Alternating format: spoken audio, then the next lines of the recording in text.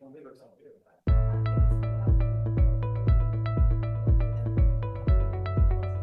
set up.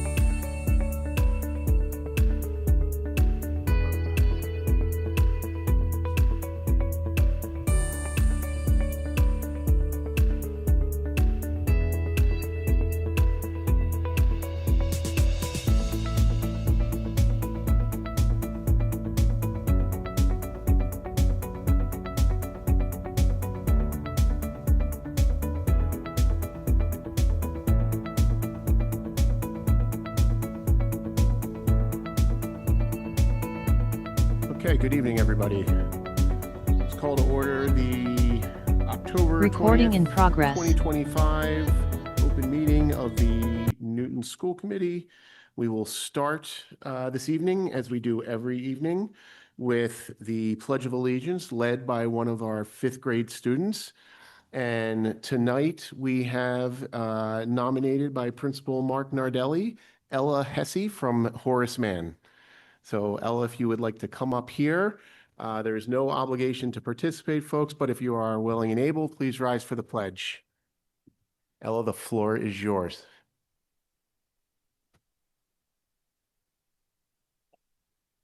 I pledge allegiance to the flag of the United States of America and to the republic for which it stands, one nation, under God, indivisible, with liberty and justice for all. All right, thank you, Ella. And if there's anything you'd like to share with us, a couple thoughts about Horace Mann or favorite subjects or anything like that, please go ahead. I like recess with my friends, and I like math, and I like PE too. All right. Thank you. Thank you very much.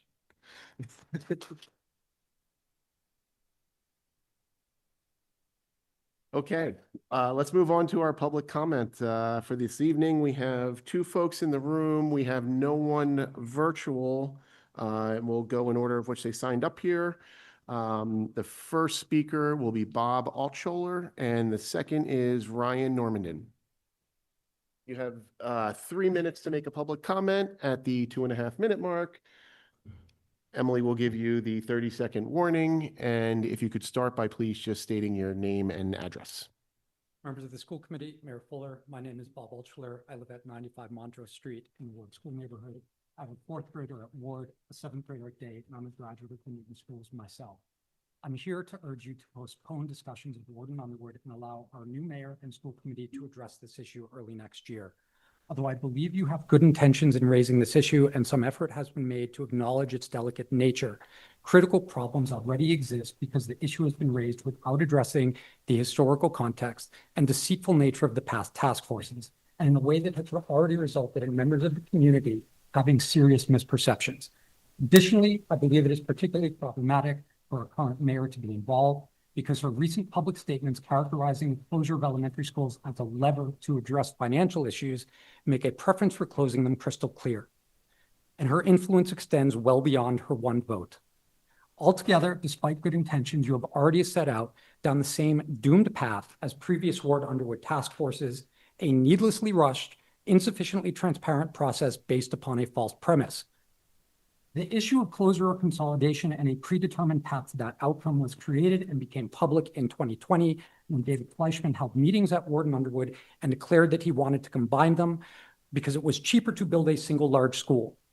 The clearly stated motivation was purely to cut costs. There was no discussion of educational outcomes or what might be best for our kids. There was one really significant flaw in their plans. The largest school NPS wanted to build was for 500 students, but for most of the past 10 years, these two schools had more than 600 students. Additionally, NPS had a brand new report from McKibben saying that over the next 10 years, the enrollment would remain stable or increase slightly at around 300 students each. They didn't let that stop them though.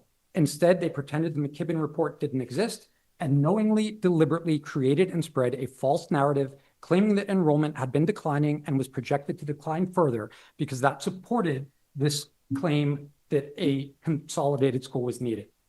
That lie was repeated over and over in communications from NPS and Mayor Fuller and was so effective that in 2023, even the principal of Underwood mistakenly believed it was true. And then in 2023, with David Fleischman gone and an interim superintendent, a new task force was started under the pretext of discussing long-term plans for the schools. It quickly became apparent, however, that the true purpose of that process was to reach a decision to close one or both schools as soon as possible, shielded by a veil of community engagement. You have 30 So seconds. clearly, David Fleischman had not been acting alone. Our communities deserve better. We deserve for the discussion of the future of these schools to take place with a new mayor and as many unbiased participants as possible, new school committee members. At the same time, we deserve for there to be as few people involved who have either actively been trying to close our schools or who may be biased by their exposure to these past two failed processes, even if they don't realize it. In closing, I urge again in the strongest possible term for you to postpone these discussions and allow the new mayor and school committee to address this issue next year. Thank you. Thank you. We'll go to our next commenter, Ryan Normandin. Ryan Normandin, 616 Boylston. I want to express my concern and disappointment at the characterization during the last school committee meeting of what occurred at the October 1st citywide PD. Prior to this professional development, the NTA and the superintendent corresponded regarding the confusion around PD scheduling, and we mutually agreed to notify staff they should leave at the time the contract said they should. The superintendent sent this email to staff, as did we. Everyone understood staff would only remain until the contractual end time. This was portrayed to the school committee and the community as some sort of unilateral job action by the NTA is baffling. Employees followed the advisement of the superintendent as to when they should leave. There was no job action by the NTA. This got me thinking about other information that this committee and the community may not be aware of regarding district initiatives. There's been much discussion around the high school math pilots. What I haven't heard shared is that individual teachers were informed they'd be piloting this curriculum only a few weeks later on their first day of work, and no curriculum was actually provided to these teachers until a week prior to the pilot's start. This gave them only a few days to learn and prepare brand new curriculum for their students. Continuing the thread of curriculum, there's been assurances there's no robo-teaching and no reading from scripts. At the elementary level, the EL curriculum does indeed come with a script, and many teachers are reading from it. They showed me, I have a picture if you want to see. The teacher lines are in red. This might be presented as fidelity to the curriculum in the first year of a pilot, but I believe Newton's families send kids to school to be taught by our excellent educators, not to be read to by staff off a script. Perhaps educators feel they must read it quickly to get through everything, as the lessons provided by this purchased curriculum and several others at elementary are each longer than the blocks allocated in the schedule for the subject. And I got to see firsthand during a visit the misspellings in district-provided slides for elementary students who are trying to learn how to spell. Then there's the rollout of AbleSpace, the new program that's supposed to be used by special educators to track student data, including those around IEP goals. Especially for our more intensive programs, the amount of data these educators collect is enormous. But because they've received almost no training, most special programs are still unable to use it. So how are your kids' goals being tracked? On paper, by hand. And someday when the district decides to train educators on how to use AbleSpace, they'll need to input months of data into the program. I have no idea where the time for this is going to come from in programs that are already inadequately staffed. All this is to say that under Dr. Fleischman, we had initiatives like multi-level classes, which were characterized by a lack of support, disorganized implementation, and a lack of feedback from educators. And it has taken us years to undo some of these poorly built programs. And I'm deeply concerned about the rollouts I'm seeing today because they bear the same problematic hallmarks of initiatives under the previous administration. The staff I've spoken with uniformly are exhausted not just by the number of new initiatives, but by the confusion and disorganization that has accompanied their rollout. So please ask more questions about these initiatives and the processes involved, and talk to more staff about how they're really going. The answers may surprise you, and they may not match what you hear here. Thank you. Thank you. That concludes the public comment period for tonight. Let's move on to our consent agenda. We have 2 items. We have our minutes from our October 6th meeting, and there is a memo on international out-of-state field trips. Is there anything a member would like to pull from the consent agenda for further discussion? Okay. Seeing nothing, is there a motion to approve the consent agenda? Okay. Moved by Tamika. Is there a second? I'll second. Second by Emily. Not seeing any desire for further discussion there. Why don't we take a vote? Ward 1? Yes. Ward 2 is yes. Ward 3? Yes. Ward 4? Yes. Ward 5? Yes. Ward 6? Yes. Ward 7? Yes. Ward 8 is vacant, and Mayor Fuller. Yes. Okay, that is 8-0, passing the consent agenda. And we can move on to our superintendent update. Thank you, Mr. Chair. I first want to say happy Diwali to all of our families who are celebrating the season.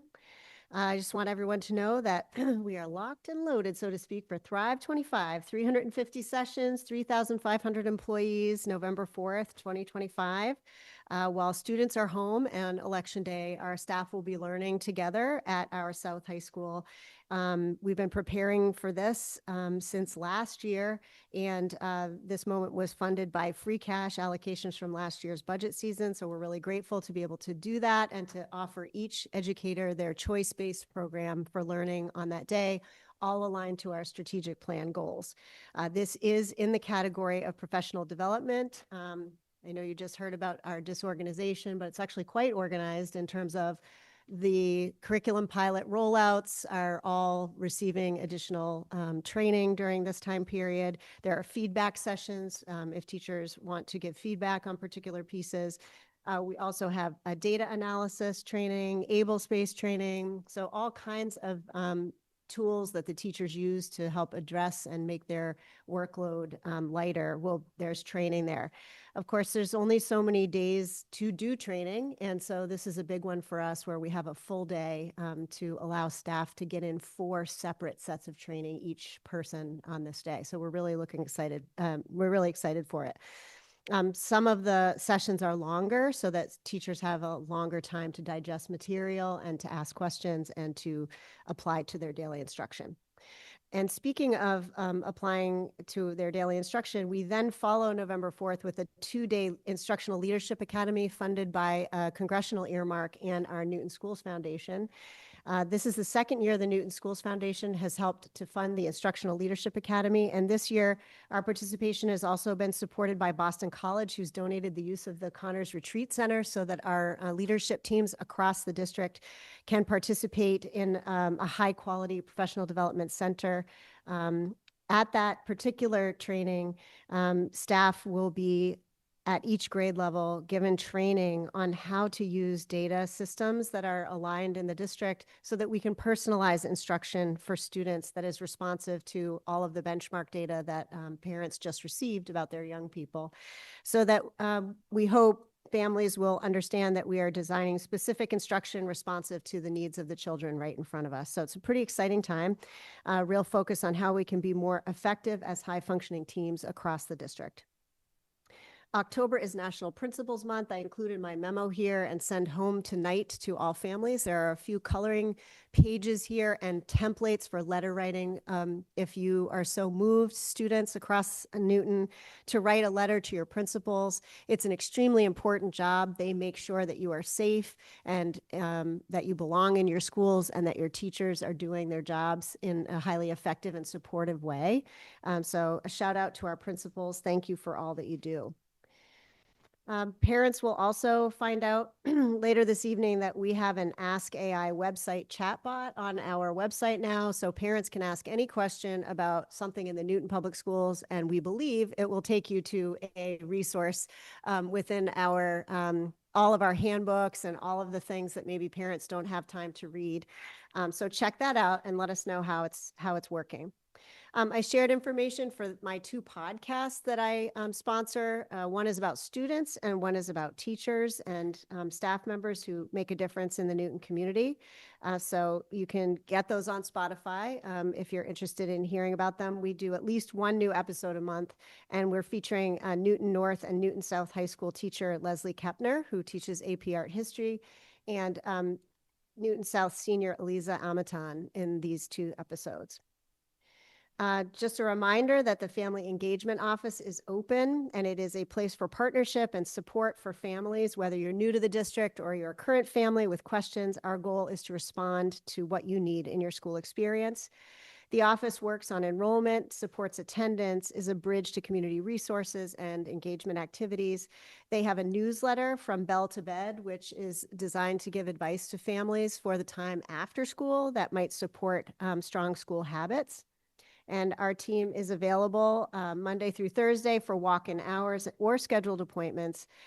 You can also scan the QR code on the website to book a time that works best for you to visit our staff. That group has developed a Family Academy, a new learning series for parents. I include in this newsletter the family engagement calendar. It will also go home to you in your email tonight. PTO, CPAC, LPAC, and school committee and governance partners were all pleased to announce tours that we're doing together of schools with PTOs and visits to PTOs. Future partnerships with CPAC and LPAC are forthcoming, but our very popular PTOC collaboration about technology, teens, and holiday buying guide will happen this November.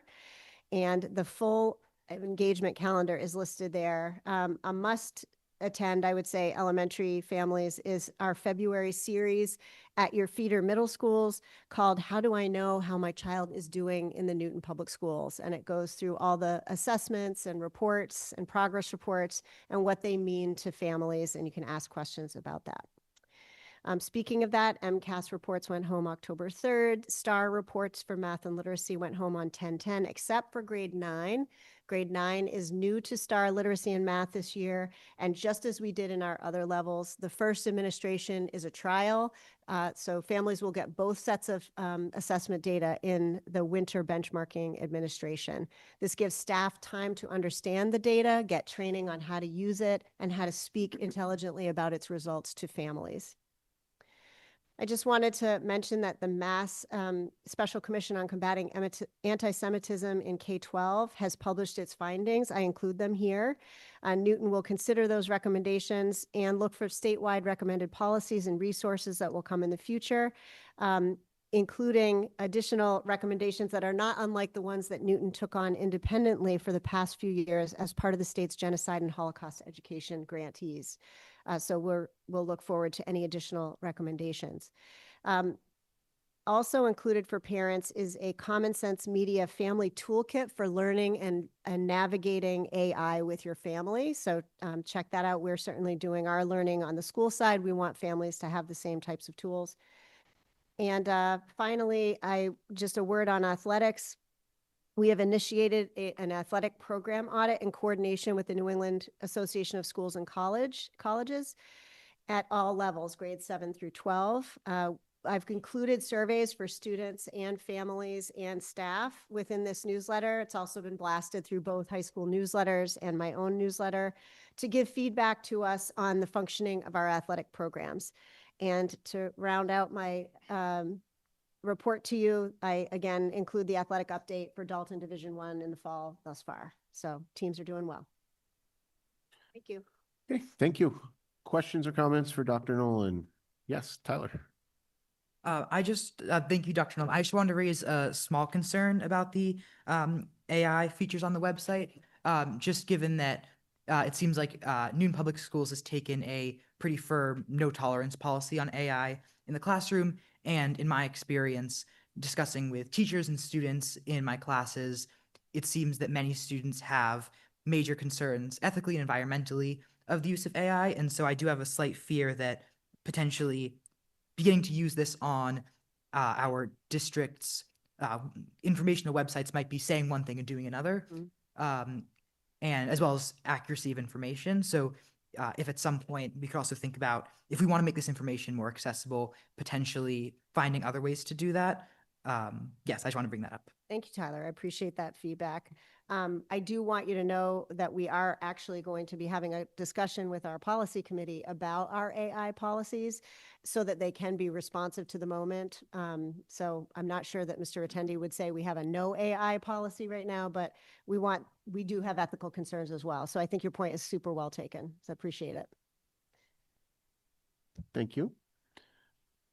Other questions, comments for Dr. Nolan? Okay, great. We can move on. I believe, Dr. Nolan, you had a request to slightly I do. reorder some of the Since items for staff who need to be some of you home. wonderful guest stars this evening that we're going to start with the competency determination policy. We have guest vice principals here, Amy Winston from Newton North and Jason Williams from Newton South. And we also have Allison Levitt, who is here on backup singing from our ELL director, all of whom are on the committee who has helped to create the competency determination policy you see here before you. Just as a reminder and a refresher for anyone watching at home who hasn't watched this before, that the committee was tasked last year with the elimination of MCAS to come up with a competency determination that was a substitute for MCAS. So this committee did that. It did so swiftly. My understanding is that the way we approached it was seen as a model for the state. Not everybody in the state did that. But we're back at it with a little more information from the state, and we may be back at it again, but I'll let Ms. Winston and Mr. Williams tell you about that. So thank you both for being here. Thank you, everybody. I'm going to start with that timeline piece of where we were and how we've gotten to where we are today. And then Jason's going to summarize kind of the changes since the last time you all discussed the CD. So November 2024, we had a ballot question, which took MCAS off as our graduation requirement. And then at the high schools, we started working with folks here at the Ed Center to develop our NPS policy that you all approved in February. And that policy was theoretically for the class of 2025 and the class of 2026. It is the policy that we used for last year's seniors. We did our first local certifications of competency determinations last spring, so that we had our seniors ready for graduation, receive their diplomas. And then in May, DESE, they amended their regulations, and they released additional information for us to consider for the class of 2026 and beyond. They released their updated regulations, but without any guidance. And then in July, while we're all on vacation, DESE released their updated guidance on what we needed to put in place for a policy for the class of 2026, so for our current seniors. We've been working with this committee that Anna said to work on this policy and get it up and running as quickly as possible. We both have seniors who are depending on answers so that we can get them ready for diplomas in June. So we worked together swiftly to bring that to you today. And then in terms of what's changed since, so students now, in addition to, so in the old policy, we talked about satisfactorily completing coursework, which is always a mouthful for me to say correctly the first time. So in addition to that, students now also have to demonstrate mastery for each of those subjects for CD. So they have to have both a coursework completion for English and a mastery for English, and then same for the other subjects. Compared to our previous policy, maths requirements are now more specific. So instead of saying 2 years of high school level math, now they specifically say it's an Algebra 1 and Geometry path, or an Integrated Math 1 and Integrated Math 2 path. And then again, with the class of 2027, the current juniors, U.S. history is going to be added to the competency determination requirements. So for U.S. history, students have to satisfactorily complete coursework, which is somewhat redundant since it's part of our graduation requirements anyway. But then they also have to demonstrate mastery in that subject. And then one of the things that we felt was definitely worth noting is that once a CD is earned in any subject area, it is kept and retained. So we have students, for example, who passed MCAS before the ballot question, and even after the ballot question passed, a November retest in 2024 still counted towards that. I just wish they told us that before, because it was like the ballot question passed. It was literally the next day, and then I had a few confused students who were like, so what do I do now? And I was like, great question. I feel very unsure too. Yeah. So thankfully we're much more sure now than we used to be. But either way, so that's an example of a case where students were able to retain their CD, or if they retain CD from another district. So it's possible that other school districts, sorry, it's not possible, it's definite. Other school districts will have their own CD policies that they're having their staff present to their school committees. And if they earn CD from that, and they come to us and transfer over to us, they still have that CD. So once you have it, you have it. I think that pretty much summarizes what we've done since. Excellent memo. Thank you. Okay, questions from members? Emily? Hi. Quick question about what came out from the state and demonstrating mastery and of course mastery and fears of we're just recreating MCAS. What are your thoughts about that? Where are we on that? So the mastery that we're talking about right now is Mhm. our locally defined Right. mastery. And we have worked really hard to develop a definition of mastery that is very flexible and responsive to the students that are in our high schools. Different from what you heard on the news today, which was this piece of the state wanting to bring in new measures of mastery. So, you know, what we do now might be in place for a couple of years, who knows? But that'll be a different conversation. That was nicely said, but I'm a little bit more alarmed by the the introduction of end of course assessments from a district from a statewide perspective, considering they just asked us to all create our own competency determination policies, but we're going to have some sort of unified something to measure that. It's hard to imagine what that's going to look like. So we wait. So we may be here again looking at another revision of this. I'm also alarmed by it, which is why I brought it up. I'll say, like, we're actually really excited by what our committee came up with. It was a lot of long conversation of trying to find the right balance of a high standard that would allow us to reach all of our learners. And just to be totally clear, my comments have nothing to do with the excellent job that you have done following it from the policy perspective, and thank you. Mika, then Rajiv. Thank you. So I'm curious whether last year, which would have been was the first year of local implementation of a competency determination, whether there were any issues that popped up that informed your revision for this year. Not great, but these things are evolving continually. So We're grappling more with students this year with the shifts of like making sure that we have the mastery measurements. We have a lot of transfer students, and those transfer students coming in junior and senior year, really thinking through what a measure of mastery will be for them. Because right now everything is written as, you know, we're going to take care of this in 10th grade because it's based on the 10th grade level. So those are the pieces that we're grappling with. Last year, because we were just looking at coursework, the coursework is pretty in line with our graduation requirements. But the measures of mastery, I have a number of transfer seniors. I don't know, Jason, I have you like do. at least 6 or 7. There's quite a few. So those students, once this policy is approved and we submit it to DESE and hopefully they approve it, then we're going to need to actually assess those students in all of these areas to have that measure of mastery. So that's the grapple that we have this year more than we did last year. And I think, thank you for that. One thought that I didn't really think about while reading the memo was when you talked about transfer students. I was just thinking about local, you know, or national transfers, but international transfers have to be an issue as well. So do you feel like the policy revision that you have here today kind of allows for those students to port in and have the reciprocity for whatever their home districts are as well? Yeah, I would say so, and I think that's one of the things that we were trying to think through a lot. And I think as we go through this school year, we're gonna Amy and I, with the help of the committee, are gonna come up with more defined, distinct answers for those cases, because we're still kind of like building the plan as we fly it a little bit. So, which is a little tricky. It's always hard to like make a policy for the class of 2026 when their graduation date has already been planned. So, Fair. Thank you. Rajiv. So thank you. Detailed memo. I know a lot of work went into it, and it's appreciated. This is the first read. Do you have enough in place for the current senior class in terms of making sure that the competency requirements are checked off and they have enough notice of what they may need to catch up on before graduating?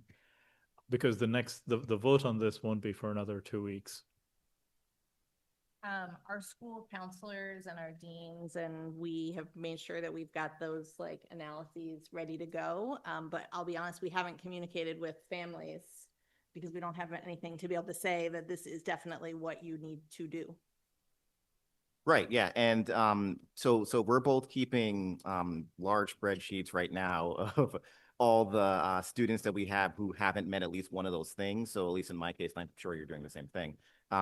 We have like each subject, English, math, and science, and then we also have both the coursework and the mastery checkbox. So a lot of the cases that I have, the coursework is much easier to check for. It's the mastery that becomes the question. So there's some students' old final somewhere that we found and that I've been able to find in some cases, at least speaking for myself. And then there's also there are going to be some situations where it's going to be, okay, we have to figure out some sort of benchmark test to give them during the second half of the school year, because they don't have any sort of measure. Like thinking of the transfer seniors as a really good example. Like they don't have any, like we have their transcript, but we don't really have the report card. And even then, I don't know what their final exam was from another given state. So I think the policy has everything in place that we would need to do it. It's just a matter of us all working together to figure out like what does that assessment look like. And then after we get off the ground this year, we'll have a better idea of for any student who's in this situation, what types of benchmarks do we have if they didn't just go through their 9th and 10th grade year and have a 10th grade test that they would take. Which sounds pretty comprehensive. And I guess where I was going is whether an expedited vote on this would be helpful. And if it wouldn't make a difference, then we have 2 weeks to think about it and vote. Well, I guess I would say 2 weeks is 2 weeks, right? It's 2 weeks jump start on a student who may not know exactly what they're doing. So it would give some peace to some folks. I don't want to speak for you, but I think that's a fair statement. So I'd be willing to propose that. And in terms of, I've read through the policy, I think we all have. And just in terms of giving certainty or a heads up to students who do need to fill some of those requirements, it would be helpful. We've definitely been telling our counselors and our deans, like they have to pause and wait. And they're like ready to fully jump into action. And many of them want to start talking about the juniors. Right. Yeah. We're like, we gotta finish the seniors first before we can do that. Yes, I would say communicating to students and families is, I think, the thing I'm most worried about, because every time I've been ready to do it, there's been some, yes. I'm gonna say that in so many other ways, but I'll stop there. Yes. Paul? I just don't want to, I just want to mark the moment too, that this is a reason for common assessments across the district that we generate, that if we had those right now, these mastery determinations would be much simpler. We would simply look back on our common assessments for the kids that we have, and for those incoming transfer students, they would take them. And that would be parallel mastery scenarios. So just as we move towards our curriculum work, it's not a world domination plan for taking away teacher autonomy. There are actual mastery uses for students that can accelerate the freedom for students and for staff. So I applaud you for all the work you're doing and the analysis you've done.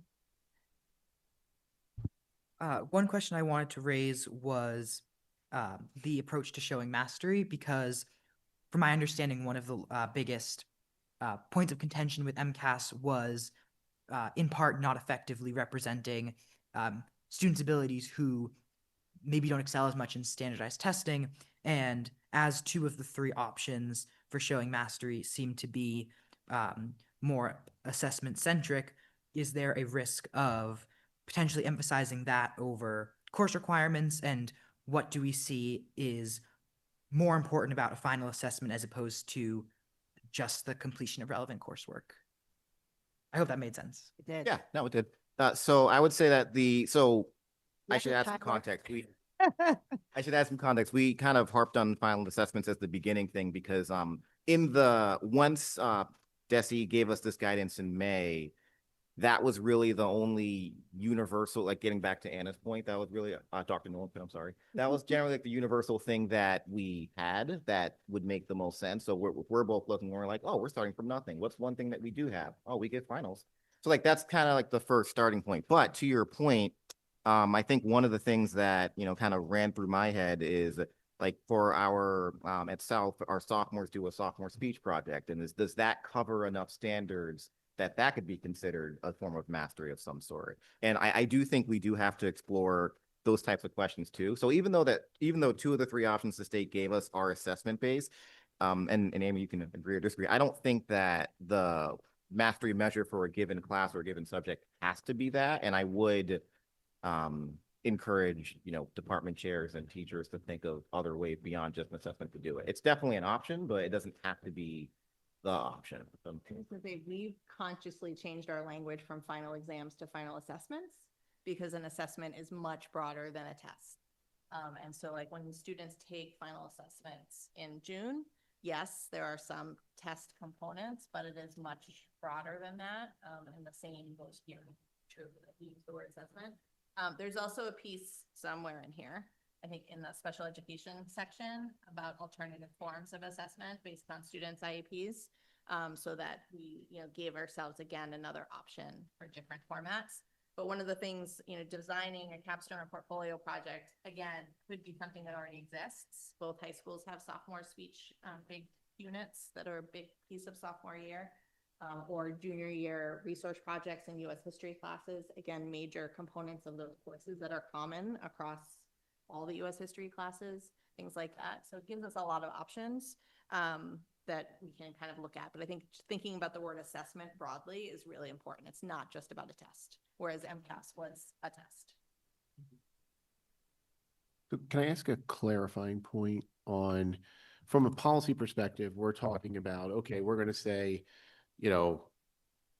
there can be a final end of course assessment. There can be a capstone project. There can be a benchmark assessment that's going to cover half the standards, right? Will the school committee ever get the next level of detail on that as part of our process to say, yeah, we sort of approve of these things of, I'm just thinking one level down, right? Like, well, what does that mean? Meaning you want to know what constitutes mastery? Well, yeah, like the next level of detail on mastery, whether we've, and I'm not sure, I'm not even suggesting necessarily that like that needs to be our thing to approve. I'm not sure it does, but that's, as I was reading this memo, I was kind of trying to figure out where the line is of where we exist in this process from a governor's perspective and where it just becomes more curricular and not in our realm. I would say it's a fair question to ask your one employee to show you what mastery means in those in those courses. But we also put into the strategic plan, if you recall, a goal by year 5 that we would have common assessments and we would report to them, to the community, about what that means. So everybody would know in 10th grade, these are the things that constitute mastery in that grade level. And we would report what percentage of students were able to do that. So really building that out Yep. over time. Yep. And I mean, just as I was thinking this through, when you then say, well, there's a capstone project, I mean, that becomes inherently more subjective. I mean, yes, you can have certain boxes to tick, certain safe harbors in it, whatever, but it is inherently more subjective than this is an assessment, you passed it or you did not pass it. And does that sort of obviate the point of what I was talking about in the first place? Would say to you, though, that I'll take the sophomore speech program as an example. It's actually more real life than any assessment would be, because while there's some subjective pieces, there's aims to that project. There's a scoring board at each school that are community members. So it's real life mastery. So, and I think we said when we created the Portrait of a Learner and the way we're thinking about assessment, and I know that we're aligned across the teaching ranks, the union ranks, and the administrative ranks, like this isn't about who can psych out a test. It's about who can actually put legs on the standards that we're giving them. The problem for us right now is we need more alignment to be sure that when we say this is the 10th grade thing, that the teachers are teaching, that those are the standards that everybody thinks are being assessed. So we have some vertical clarity and articulation to do as a system, which is the work that I'm sure is feeling scary and breathless to a lot of teachers right now. Well, Thanks, Chris. I think the work is excellent. As I said before, I'm very comfortable with Rajiv's suggestion that we vote tonight. My only question, and I think it's for Jill, is whether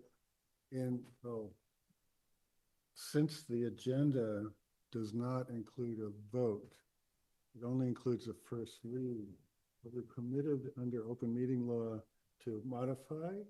I know we can modify an agenda if there are exigencies that make it appropriate to do so. Does this rise to that level is the question I would ask Jill, I guess. Yeah, it's my belief that Robert's rules, you could vote anything that you wanted as long as it's on the agenda, for good or bad. Hold that on ping. Thanks. I thought it was very meaningful discussion. As a matter of fact, my two questions were already kind of discussed to a certain degree. We talk about mastery of content. So I assume that at this moment, probably just someone got the B, C, D could be considered as passed the course and got CD. You know, I remember, many years ago when my son was in high school, got the D minus. I said, never heard of D minus. Does that mean you passed the course? So this is the one question, because we use mastery. The old MCAS tests, minimum, really very minimum, multiple choices. You see, if you're lucky, you can got, minimum and pass the course. That's something we probably need a little bit more definition. And I think Anna noted that. So that's good. I think probably we will not give a very good definition at this moment, but I think as Newton Premier District, we probably should set our bar a little bit higher. That's one.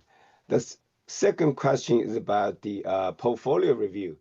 In the old, CD requirement for those some special needs students, if they could not test well, state give them a chance to submit some project, just some paper, some other assessment materials. So so-called portfolio review and to determine if they pass CD. So since Newton has quite a significant number of special needs students, so I'm wondering if we have any thinking along that line, because I'm sure there will be some students in that category. How could we help them? And do we need to define them in this CD, in this document, or we can leave to later? So on Ping, on your first question about passing classes, the state defined that as earning full credit. So yes, that D minus counts. That was the state's definition of passing the course and earning the credit, course completion. On the mastery, I've worked on the portfolios for probably 20 plus years for MCAS purposes. And that was definitely piece of what we were thinking about with the portfolio assessment that's here, is that same sort of option of there'd be a rubric that would have the standards that could be assessed against the portfolio. We actually did a little bit of experimentation with that model last June for some students who were English language learners recently to the country in our introductory physics courses, just to flesh out what it could look like to have a portfolio assessment for them. So it's definitely an option that we built into what we've done here. Okay. To answer, to answer Paul's question to Jill, you have parliamentary procedure that you have enacted that gives your public notice for 2 weeks. So, but it's not, there's nothing illegal about you taking a vote on this, but you didn't notice it for 2 weeks. So do you want to do that? And your own disclaimer on your meeting says that the listing of these matters are those reasonably anticipated by the chair. And someone could make the case that we could have reasonably anticipated that point previously. So we could have put the word vote there. So. I was just going to say, I mean, I wouldn't, if I understand the time sensitive nature of this, but I do see this as kind of a big deal. Oops, excuse me. And I personally wouldn't mind having the time to after this discussion to think it through, and if there's additional questions I have around the policy itself. Tamika, go ahead. So, okay, couple of thoughts. I don't disagree that the recommendation that you've put forward is excellent and very well thought out and reasonable as an approach. I do disagree that there is a situation where time is so of the essence that we must abandon our normal procedure, which is to have a first read followed by a second read at a subsequent meeting that allows community input to feed in during the lag. We haven't heard from the CPAC on this. We haven't heard from LPAC parents. We haven't heard from parents at all. Yes, it's been on today's agenda, but I think a discussion follows our discussion in most senses. And so I, for one, would strongly urge us to follow our normal precedent, which is to have the first read and discussion today and vote on it during our subsequent meeting. Thanks, Tamika. Any other thoughts? Okay. It sounds like folks are okay with that. I mean, I'm not hearing a lot of, problematic feedback. I think this is a really nice framework and sort of how you structured it. So we will take this up at our next meeting for a vote. We'll see what feedback we get from the community and from our partner organizations between now and then. All right. Thank you both very much. Thank you. Thank you. Okay, and we're going to do the CTE. Second set of guest stars, yes. We have Principal Henry Turner, Newton North, and Director of CTE Programs for Kathleen Duff for Career and Technical Education Update. We thought this was a good opportunity to tell you about our CTE programs since the state was requiring the entire state to write new CTE pathway policy. And sorry, Dr. Roundtree, always the backup singer. So welcome and thank you. So thank you for having us. We're very excited to talk about our career technical vocational programs and to give you some updates about some exciting things that we are working on. As we get started, I think as we're going to talk a little bit about the current state and the future state of our programming, it's always important to think about where we came from. And so Newton has been engaging in career-related education for a very long time. We're now over the century mark. And so while we have, I think, a very proud history of being very committed to ensuring that our students are prepared for the world of work, we also are pursuing opportunities to expand opportunity both within the career and technical education programming, but also making sure that we are offering opportunities for students from North and South to engage. Oh, sorry. So we currently have 7 Chapter 74 programs, automotive technology, carpentry, culinary arts, drafting, early education and care, graphic communication, and TV media arts. And these are in our Chapter 74 programs. In addition, we do have in our financial and consumer science program over at Newton South. We also have an early childhood education program there. It's not a Chapter 74 program. I visited last week. It is, I think it is worth noting that it is our only dual enrollment program right now because students through a dual enrollment pathway get accreditation from Middlesex College for early childhood. So it's definitely worth mentioning. So as you can see, the Chapter 74 is public gold standard, and there's a reason for that. Massachusetts has actually been told that we are the programs to model and replicate their other programs after, and it's because of the rigor and the relevance of our programs. We have rigor and regulations that we must attend to that includes over 900 immersive learning hours. The students must be college and or career ready. So if they're choosing a career, they definitely have some advanced opportunities because of their experience. All of the programs have these 6 strands, and that's another piece that most programs don't have. They have to afford students the opportunity to have skills both academically and technically. And what's interesting is the academic pieces are actually integrated comprehensively with the technical. So it's really neat to see a student who thinks they might struggle with physics, and yet they're doing physics and automotive, and then they go back to their physics class and say, oh my gosh, I actually know that. So those are really fun moments.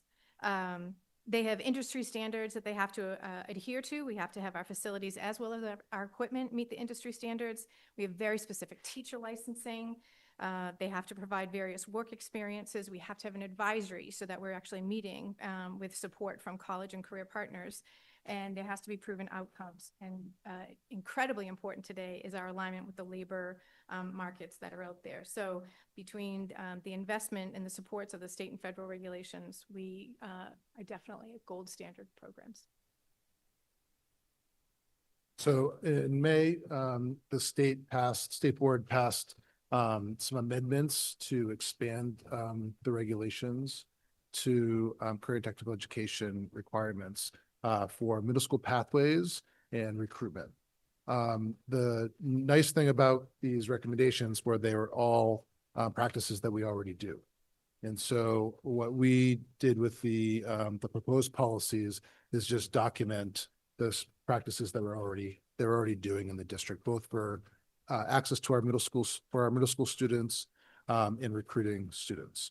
And so the general goal of the policies are to make sure that all students are aware of career technical education, that students are shared the ways in which they can participate, and they have access for application into a program. And so the two different policies, the admissions policy, we do a lottery system already through Aspen. So 8th graders recommend, and just a reminder of our process of our levels is that we have exploratory that is traditionally for 9th graders, major 1, which is 1 block for most students, major 2, that's 2 blocks a week, and major 3, which are 3 blocks a week their senior year. And so for 8th graders, they apply in Aspen or register in Aspen for what they want to take, what their requests are. Aspen over the summer uses its randomizer to select who's going to be in the course. We guarantee that if they don't get into their exploratory choice in their 9th grade year, that they're guaranteed that in 10th grade. And so there's access for any student to be able to participate in CTE. And to get from exploratory to major 1, the teachers have to go through our ranking system for students. And so not every student is guaranteed major 1. And so for some classes, we have enough space, and some classes we don't have enough, but all teachers will go through the ranking system. The middle school pathway, what Kathleen does for all 4 middle schools is she visits those schools, she gives a presentation to students. We also host an 8th grade night, open house night at North that we call elective night. It's my favorite night of the year because it's just an excitement of all the energy of electives. What we are expanding for this coming year and is in line with this practice, this policy, is that we're going to guarantee the first half hour to be just for South students so they can visit all of the CTE programs and they can stay for as long as they want. There will be our other programs there, theater and music, but they'll have access to be able to ask questions. And those of you who have participated in our elective night, you get to print a t-shirt that says NPS, class of whatever. It's a very exciting day. So South students will have that access, which I think will hopefully increase South enrollment in our programs. This is a slide of all of our programs and both North and South participation. I'll just share with you, for those of you who remember our long slog of the schedule process, is that one of the biggest worries was the new schedule, the schedule's impact on us, career and technical education. There's also a goal when we created the late start and the schedules to make sure to provide more access for South students. And we said that we wanted to have the start times at the same time. You may remember that South and North started, had I think 10-minute difference in the old days. And so we actually, since the schedule, we have had the most participation in career technical education in the history of the school. Our programs are completely full. All programs are completely full. And we have more self-participation than we've had in a long time. Certainly, there's room for improvement. For some reason, auto is extraordinarily popular. I think it's those mopeds and e-bikes for some reason, but we see a lot of South students and there's a dedicated block now just for South students, which is really, really exciting. Kathleen's going to talk about the next recommendations because we have such a full program. So new programming. So it's just time, right? We're trying to increase equity and access, and there's so much demand for the CTE. There is a new grant expansion out there. We're applying and hoping to get approved, and with that money and funding, what we did was we did a survey with the kids. Hey, we thought about these programs. Would you be interested in them? And there was a huge demand for the health and dental. So that was exciting. And there was a support for the ISSN. And so the other reason we picked those programs is because we had to also make sure that we met with the labor markets and what the industry is in need of right now. And both of those, all three of those actually areas are critical to the employment industry right now. And so that's why we've gotten the support with the Mass Hire project that you have to have in order to be able to apply for the program. So we're really excited about the three choices. They are challenging programs to open up, but from all the accounts of all the regional tech schools that I've seen that have them, kids are just loving them and really crushing it and going out into the world and just doing amazing things. So we think we've chosen well. And post-secondary success. So one of the reasons we wanted to share this with you is because so oftentimes people keep thinking like if they take a career tech ed program, then they're not going to college. And that is so not the case with career tech ed today. I can give you an example for every single one of our programs where a student has participated in the program and completed that I have students who have said, I'm actually going to a different college for something altogether different, or I'm going on to college, but I'm going to continue in this path and I'm going into the career field. And because I did this program, I actually have a leg up on some of the people that I've been applying against. So they've been very excited about their opportunities that they've been afforded. And one of those examples right there would be the Boston Carpenters Apprenticeship.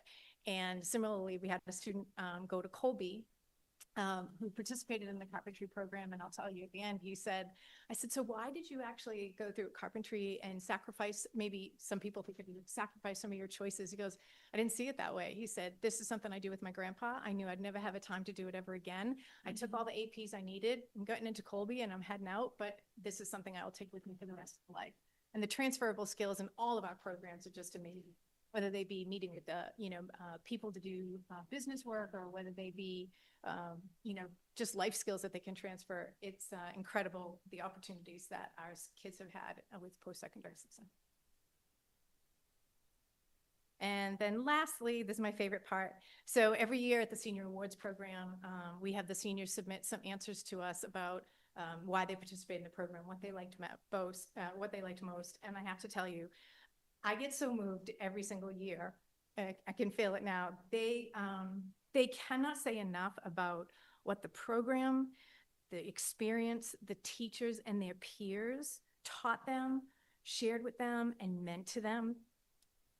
And this is the magic of CTE. It is, I've seen it transform some of their lives. So they got me. Thank you all. So you have the policy before you, which just details the admissions process for both middle school folks and their pathways in order to understand CTE and our admissions process. My understanding with the state is that they are expecting districts to approve by November 1st. Knowing that based on the last discussion, that if you waited the 2 weeks, certainly I'm sure we could find an extension with the state for that. So. Mm-hmm. This was quite the surprise to the superintendent community. So there's been a lot of griping about it because we have these policies in place. Many places do not. And if you do not have a CTE high school in your district, the middle school pathways thing is just not in your brain. So I'm certain that there was going to be a statewide extension. At least that was my understanding as of last Friday. Okay, thank you. Questions from members? Rajiv? Thank you for the update. These are fantastic programs. I've seen them up close, at least the culinary arts one quite up close. The one question was the middle school pathway. Is that something new that's in place, or have we always had that? We've always done what we've done. Our practices have always been. The reason the Department of Ed was really trying to enforce it is because it was more guided towards the regional tech schools. They wanted to make sure that the middle schools were affording all of their students an opportunity to look at the regional vocationals. Initially, this was not going to be something the comprehensive schools had to write. And then at the last moment, they're like, well, why don't you guys write it too? So, but these are practices that we've always done. I go to both of the 8th grade nights at North and South. I do the parent nights. We go to the middle schools and do presentations. So. I will say though that even though we do have these existing practices, I think other work in the district is also informing how we're doing the practices going forward. For instance, right now we're piloting Wayfinder, which has a number of features that can support, MyCap and students thinking through, career inventories and different ways they can think about, where do they want to go, and then which helps them frame, the experiences they're having. We also made some intentional shifts around elective night to ensure that we give all of our families on the south side as much access to be able to preview the CT programs as families that are attending events because they're going to be going to North as their home high school. And just to confirm, the students from South who go up to North, it's basically they take a van or bus up for that block and then are back at South. So they have that accessibility. I believe that most of the students get transportation there from their parents or themselves. And it's interesting with the dental is that I think we had about 60 North students register for dental, and so it would have to be the same thing. But I think that's exciting if we were able to expand in that way. Thank you. Thank you for your presentation, as always. Two things. One is I'm very hopeful that there will be the expansion into South, so there'll be more availability to those students. And I'm hopeful that, fingers crossed, that we'll be able to do that soon. That's one. And then secondly, just a suggestion, I think one of the more impactful tours I've ever had as a school committee member was when we were able to tour all the facilities at North. And I would hope that for the incoming school committee meeting school committee members, that you would be able to do the same thing with the new people who are coming in. Give me any chance to show up. And you should.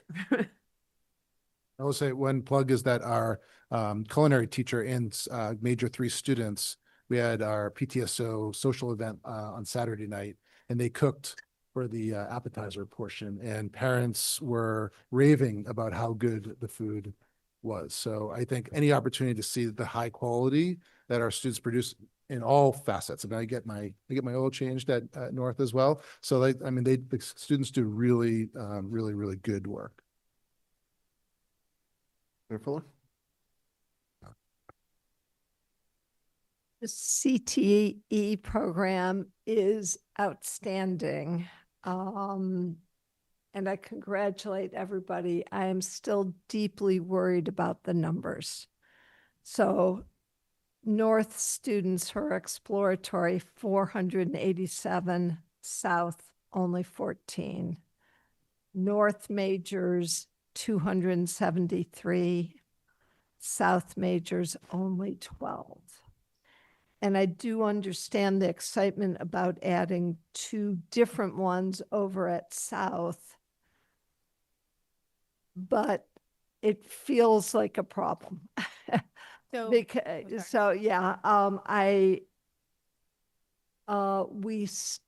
clearly haven't solved the transportation and scheduling problem sufficiently, because I am confident there's a whole ton of South students who would love automotive technology or culinary or drafting or in greater numbers. So something's still askew.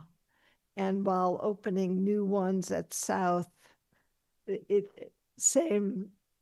So tell me more how much you're worrying about it and how much more we can do.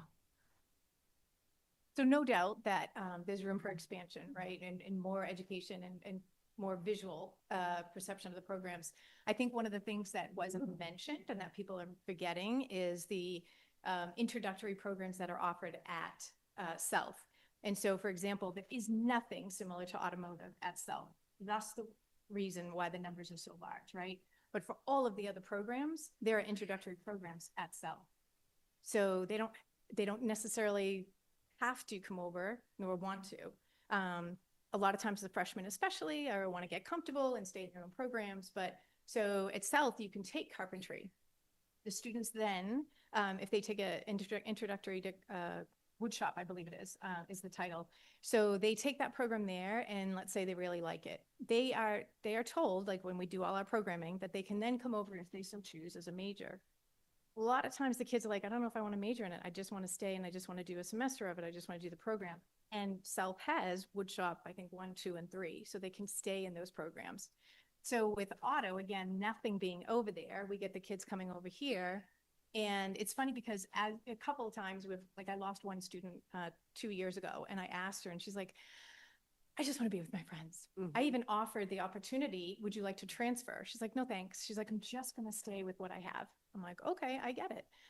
So, that has been, the opportunity has been created, because there happened to be a space available. But I think you're forgetting like the amazing opportunities that the early education and care offers over itself. That program's outstanding, and they don't have to do a 900-hour component.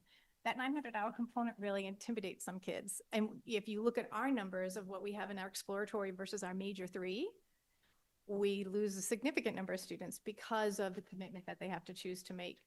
So that's why it's all the more impressive when a student actually follows the program all the way through. But all the other programs have components over at South.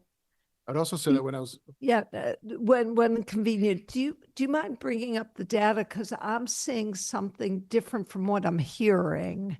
So are the introductory courses not in the data you gave us? They're called exploratory at North because they're part of the Chapter 74 program. Over at South, they have introductory type programs. So we have exploratory carpentry. They have introductory woodshop. Which is not part of the chapter. It's not part of the Chapter 74.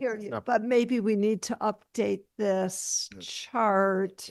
I understand that they're not technically 74, but these numbers are misleading, I think. Feedback. Maybe show it both ways or something. I will say that having been at Newton South, we had one student at South who went to North for CTE when I was there in 2010. So this is improvement from those days, right? And I think culture is an important part. And so if we're able to support those 2 programs at South, I think that will help students to see the benefit of these programs that exists at North. And I think what's also important for all of these programs, nearly all of them require post-secondary education. Like there are some on-ramps that don't, but nearly all of them do. Until you are immersed in the culture, you don't necessarily realize that they have pathways.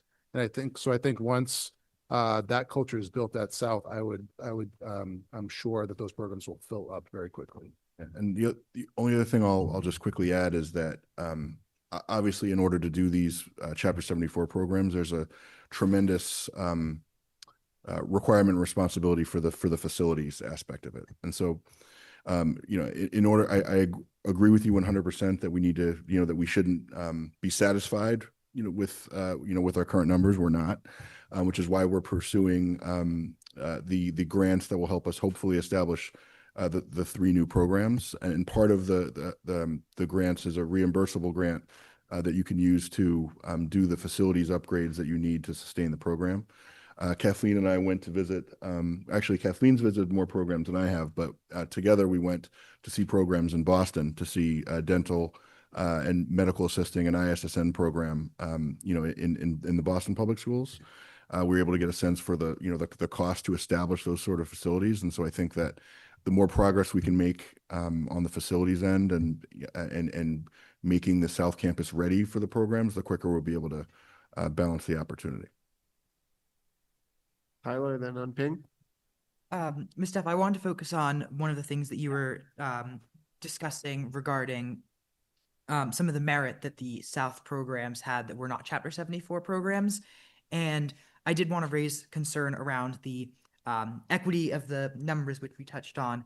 And I would just argue that even if there's still merit in the South programs, either way, there are certain things that are being offered to half the district that are not being offered to the other. You talked about the potential for a lower level of rigor and time commitment to the Chapter 74 programs, but then that is also something that is not being provided to North students in that regard. So and introducing Chapter 74 programs at South that are not available in North, to me and to the students that I have talked to, would seem to continue furthering that imbalance of the opportunities offered to both students. So The only thing, Tyler, I need to correct you on is any CTE program is available to any North or South student. So it's not that, it's just not at their school, but they are allowed to take it.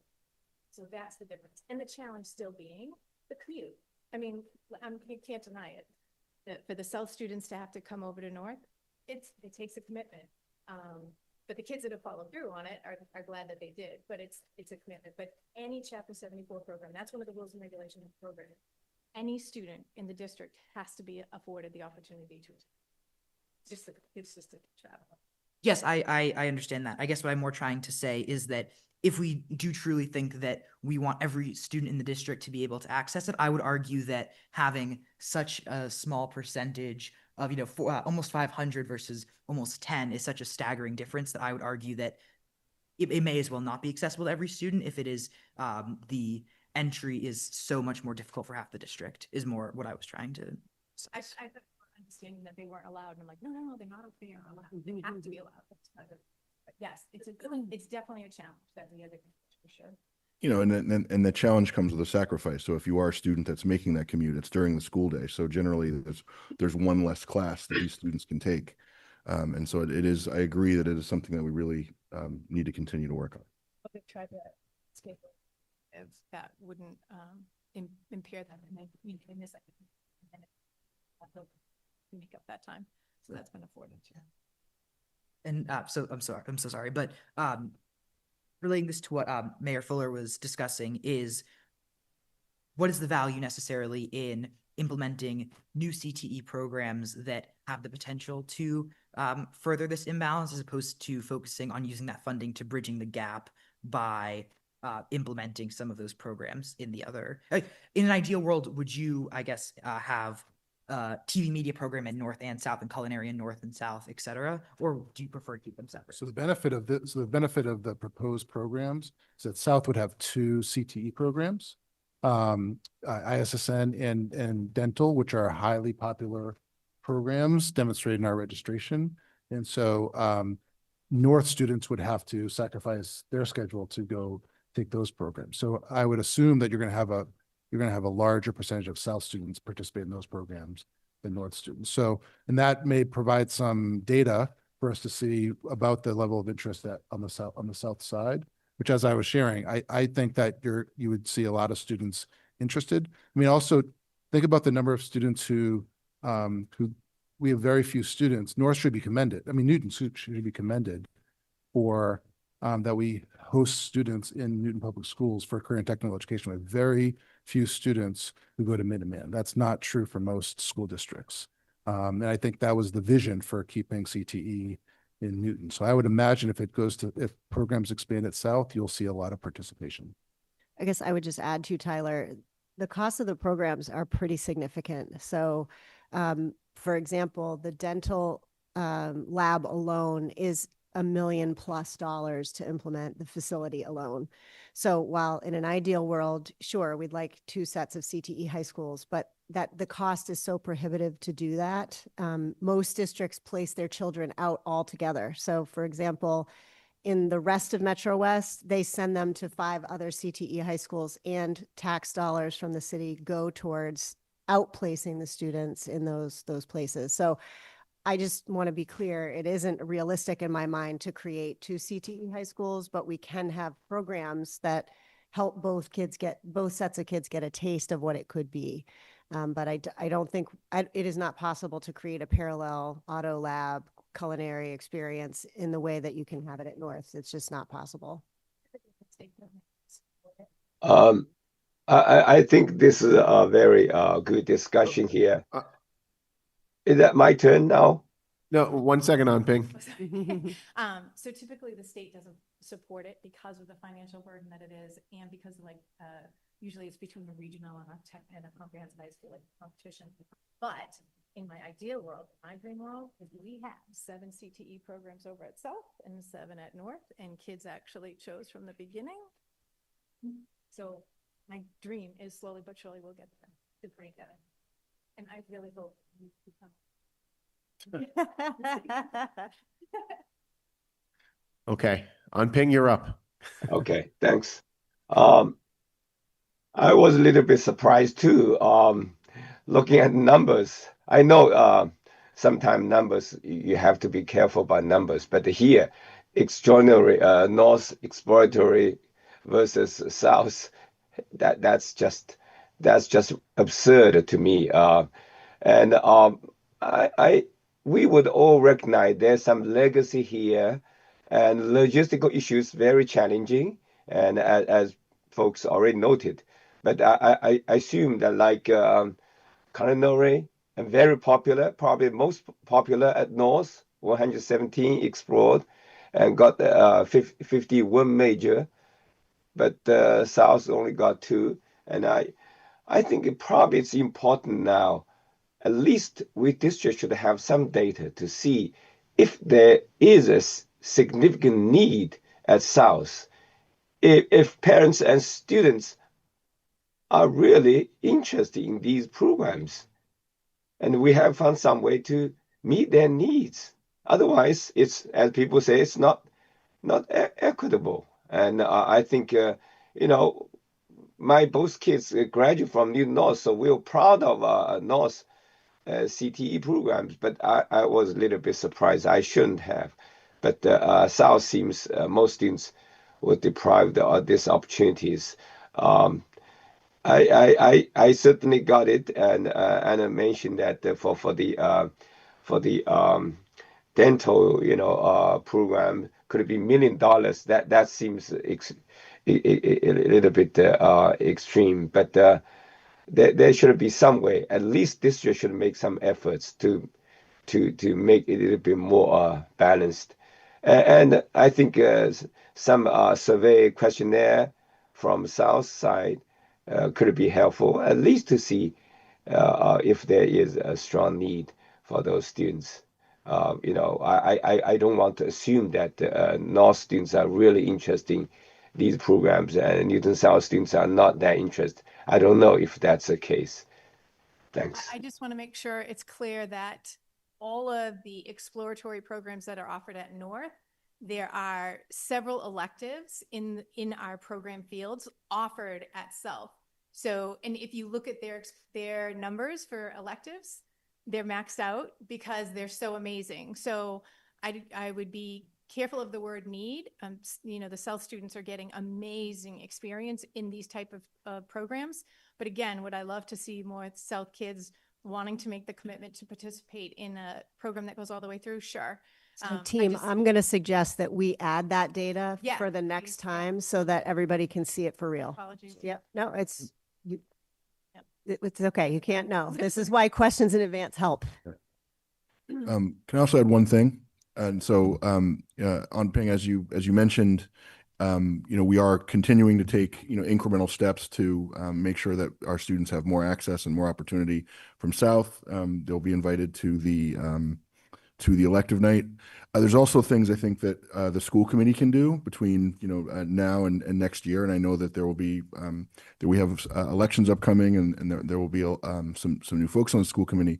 But in order to create more of the programs, we actually have to fund the FTE in advance, right? So that before we can get to having major 1, 2, and 3, we need to set aside funding so that we can have the exploratory programs first. And in fact, it is the requirement of some of the grants that we've applied for, is that we also kind of set aside seed funding for the program. So I think as we continue to go into budget season, I think we will have opportunities to make commitments that will help us grow these opportunities, and we look forward to having those And conversations. I think it's just important to remember too, is that, we know this comes up in the staffing presentations every year, is that there's an elective gap at both high schools. We don't have, students don't have full schedules. In most of the gaps, students are guaranteed major subjects, but there are many students who don't get their selections in electives, and many students who aren't able to fill a schedule or just have a minimum schedule with electives. And so we certainly need electives at both high schools. And so adding the 3 CTE programs would expand that access for students, which is a huge need at both high schools. Oh, Tamika?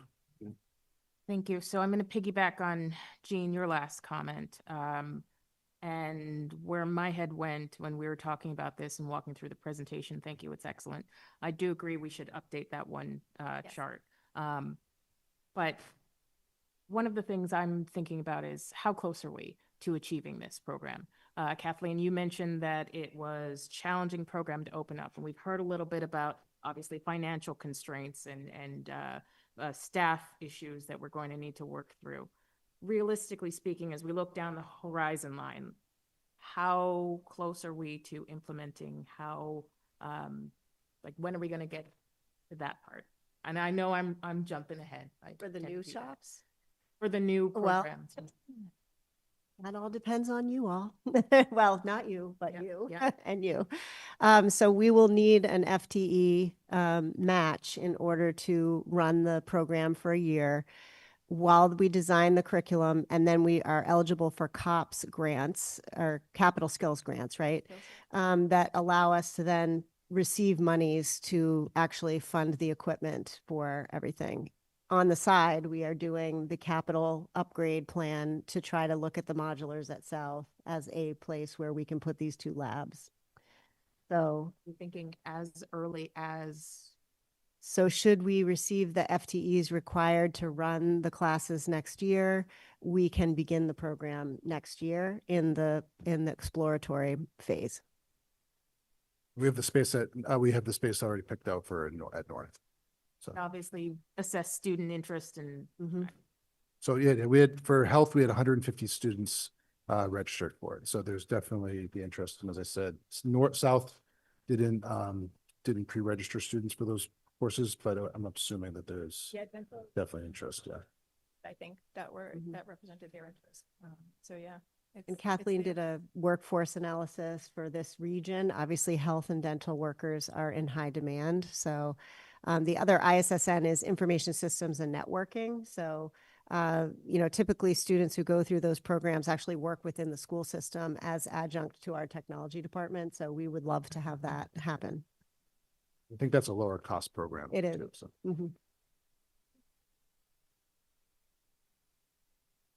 I'm so sorry. I know I've talked a lot in my last one, but I just wanted to, I guess, more clearly articulate my position on this. Just to clarify, I understand that it is not reasonable to implement all of them at all CT programs at both high schools at this time.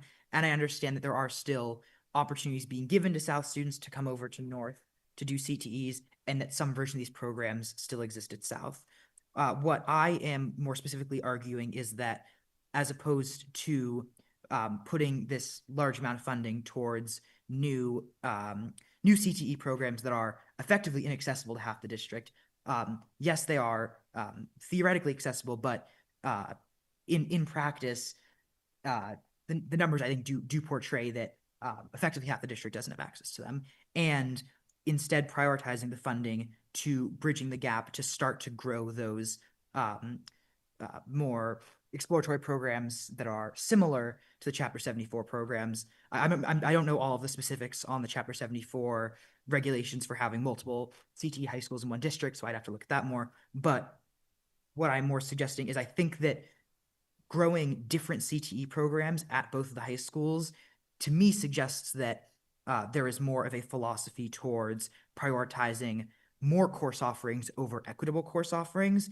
and that if there's truly the same amount of quality in the CTE programs at North and the substitute programs at South, then it shouldn't take as much funding to turn it into the scale of the CTE programs. And if that's not the case, then that's a major problem in the equity of the district. So I just want to clarify that was my position.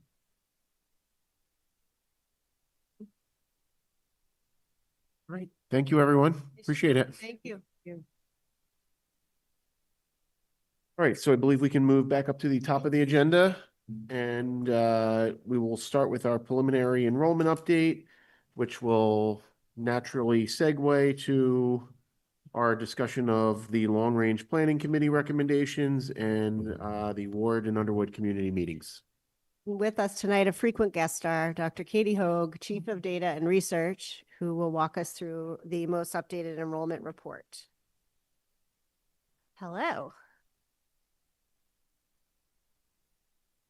Your table here tonight. Oh, it's spun around. Wrong way. Yeah.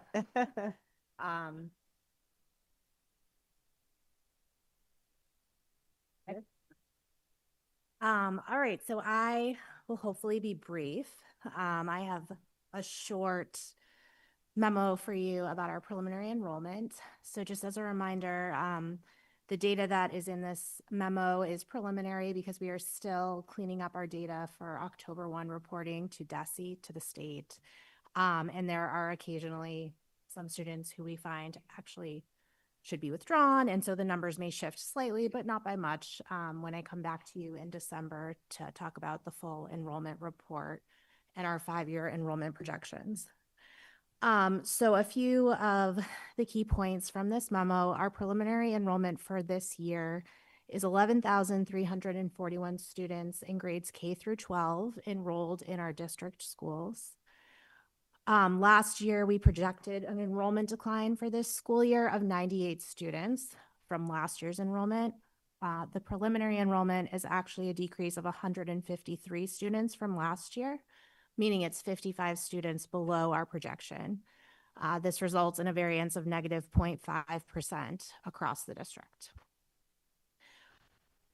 We commissioned a report from Cropper GIS a couple years ago in February of 2024.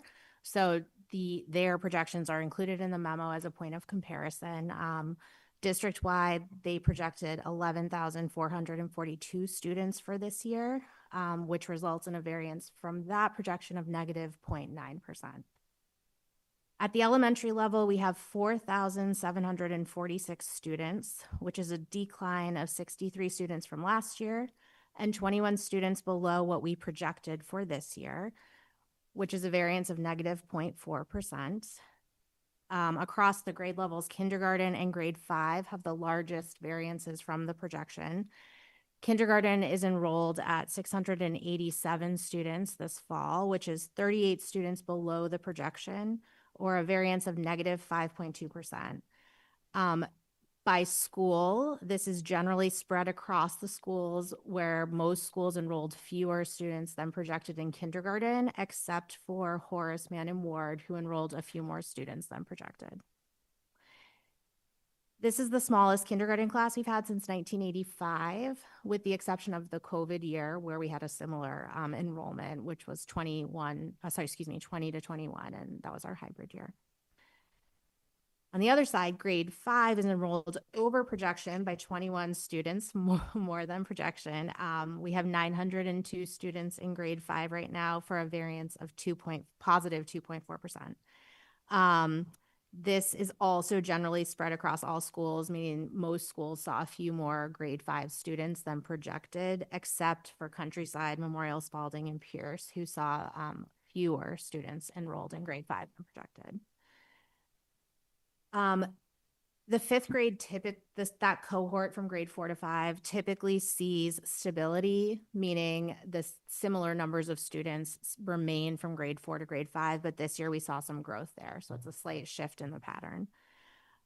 And then overall at the elementary level, we currently have 247 classrooms with an average class size of 19.2 grade across K to 5. At the middle school level, we have 2,647 students enrolled this fall, which is a decrease of 23 students from last year and is 2 more students than the projection, which results in a variance of 0.1%. The 6th grade has slightly more students than projected. So there's 6 students more than we projected for the fall. This is due to a larger than projected 6th grade class at Oak Hill. And we're looking into that in more detail for why specifically that one is larger. So I can talk more about that when I come back in December. Overall, average team size at the middle school is 85 students compared to 88 students last year. And then finally at the high school level, we have 3,948 students enrolled, which is a decrease of 67 students from last year. And it's 36 students below our projection for a variance of negative 0.9% from the projection.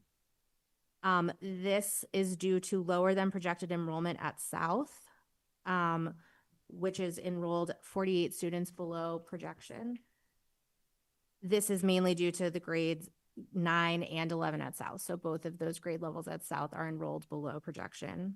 North is 12 students above projection, and this is mainly due to a larger grade 9 and grade 11 at North.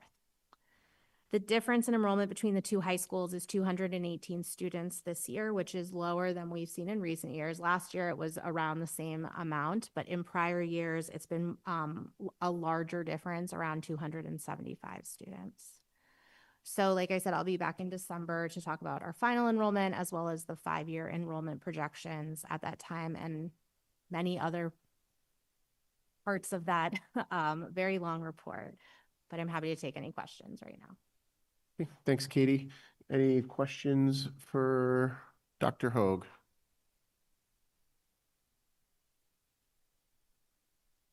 Okay, very straightforward, apparently. Thank you.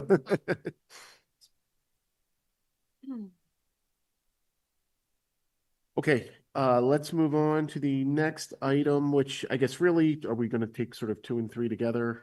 Yes. Yeah, the long-range planning committee recommendations for school buildings and the upcoming Ward Underwood community meetings. So I told Stephanie and Liam that you and I would handle the presentation portion of this if they wanted to handle the memo. Sure. All together now. Obviously.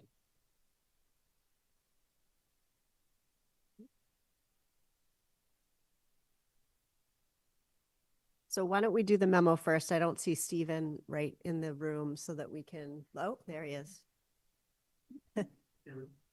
I know, I thought so too. Here, I can take that if you want me to take it. You want to, yep, run this, yep. Great, thanks, Stephanie. Do you want to start with the memo? That's fine. Yeah. Okay.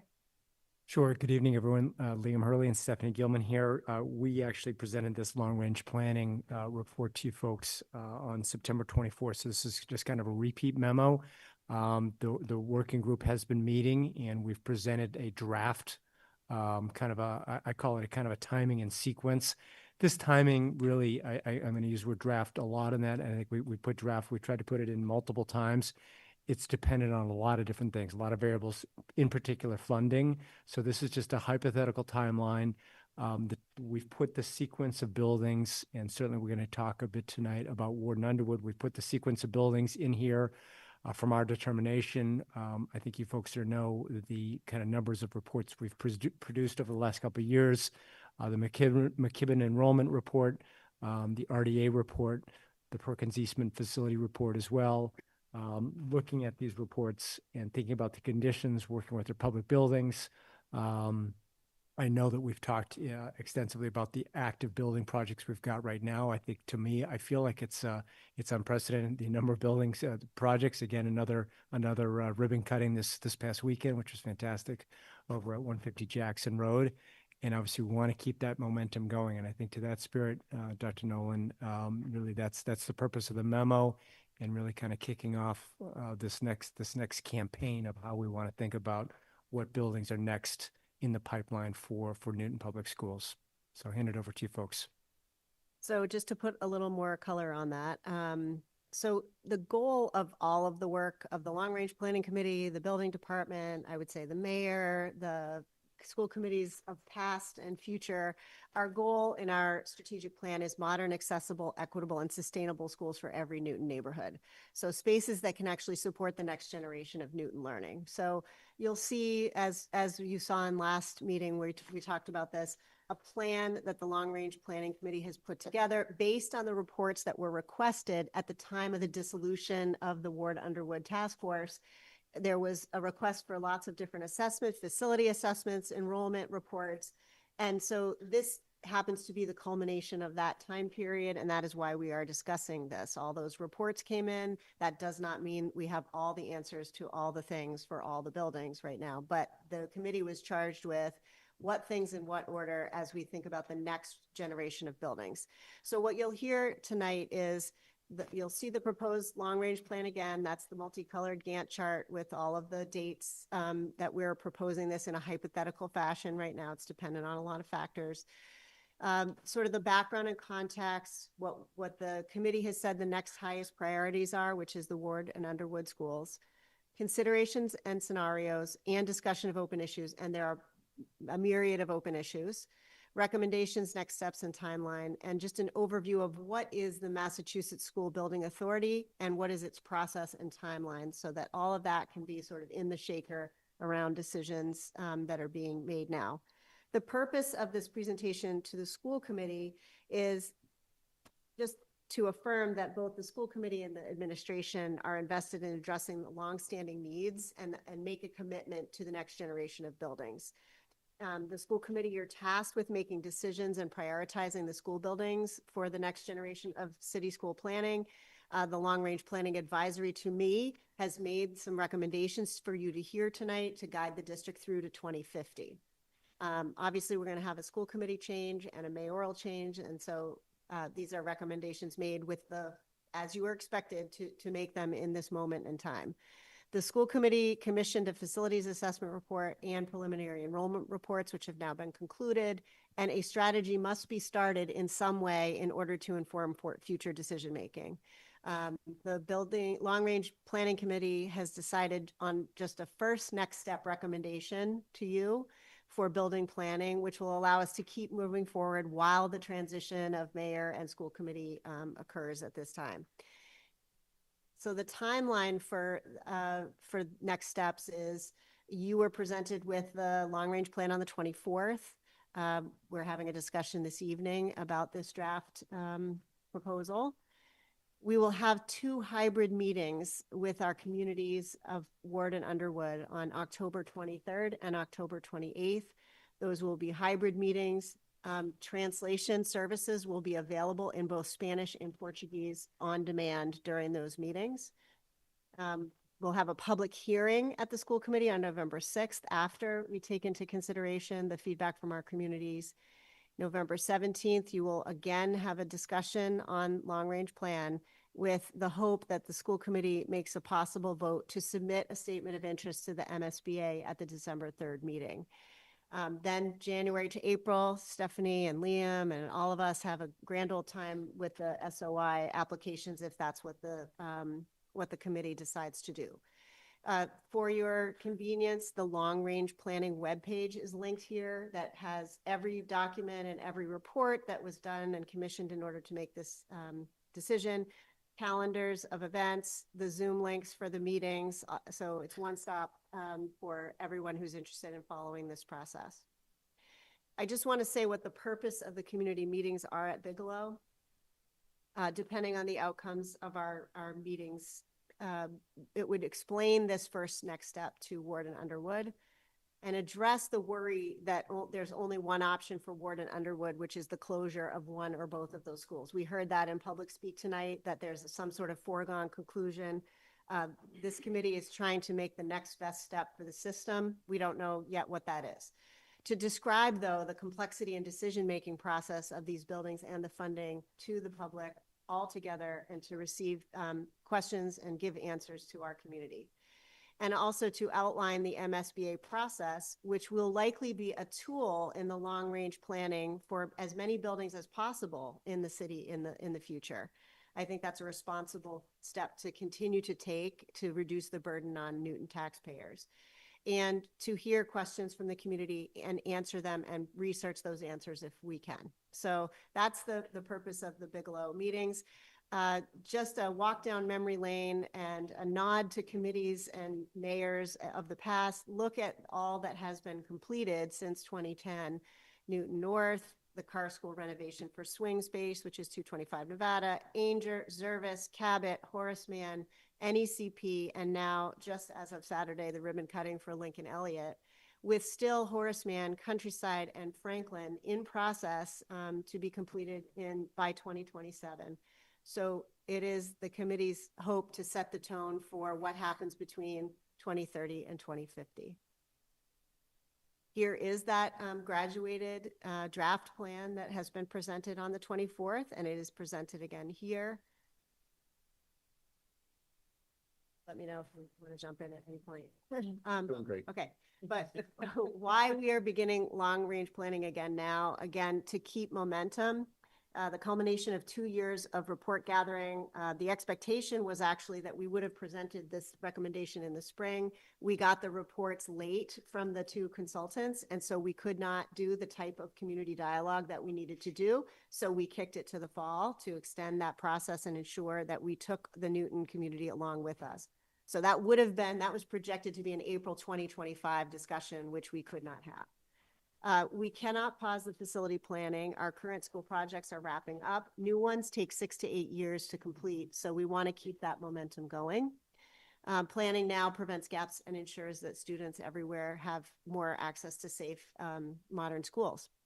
We also want to reduce the burden on Newton taxpayers wherever we can. That's why exploring with the Mass School Building Authority it's a state-run entity. It reimburses for portions of projects. We can apply soon to get in that queue, which can take 3 years or sometimes more to actually get in the queue. So in my prior work, it has always taken at least 3 tries to get into the actual queue. So just know that applying for a statement of interest does not necessarily mean that you are given access to the program. And then finally, the earlier we start, the more funding opportunities we can secure. The district long-range planning committee was directed to update the community for a new plan. So this is why we are doing this now. Preparing for Ward and Underwood decisions. You want to say something? Okay. So both schools are the oldest in the district and in the most need of updates. We've now confirmed that through outside entities assessing those facilities and also prioritizing different aspects of the building portfolio across the system. Families were told that a decision would come within 5 years, and that time is shortly upon us. So we said we will pause anything for 5-year period, and that nothing is going to change in terms of school attendance for some time, but we owe that community a plan. There's been changes to the order of operations for the system.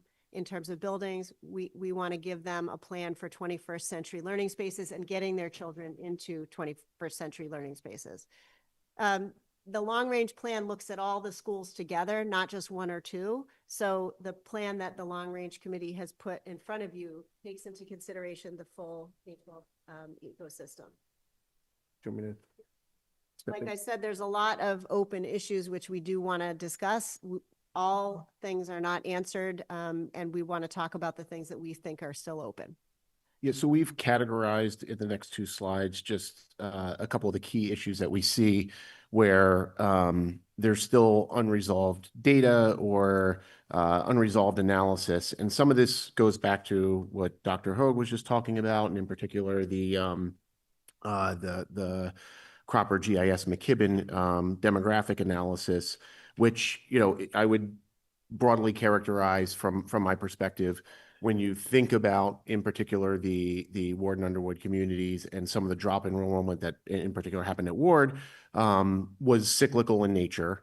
And, you know, I think that fits a certain logic by the virtue of, you know, there's a relatively fixed housing stock there. And as that neighborhood turns over, it's likely to be filled by families with children. I think some of the sort of next level of thinking about that, which is the open questions, are have the demographics of the folks who are buying those houses, have they changed over the last 20 years, say? And is it instructive to think about the last time the neighborhood turned over would look just like this time? And I say that by virtue of, I think it's unquestionable that housing inflation in that neighborhood has far outpaced the general rate of inflation. And, you know, are the people who are buying those homes the same age? Are their kids the same age? Are they elementary aged? And is there a certain, you know, income threshold where maybe private schooling just becomes more of a default option, so to speak? So I think there's a lot of work we can do in trying to figure that out and try to be a little more precise about what some of those future enrollment patterns might look like as that neighborhood turns over.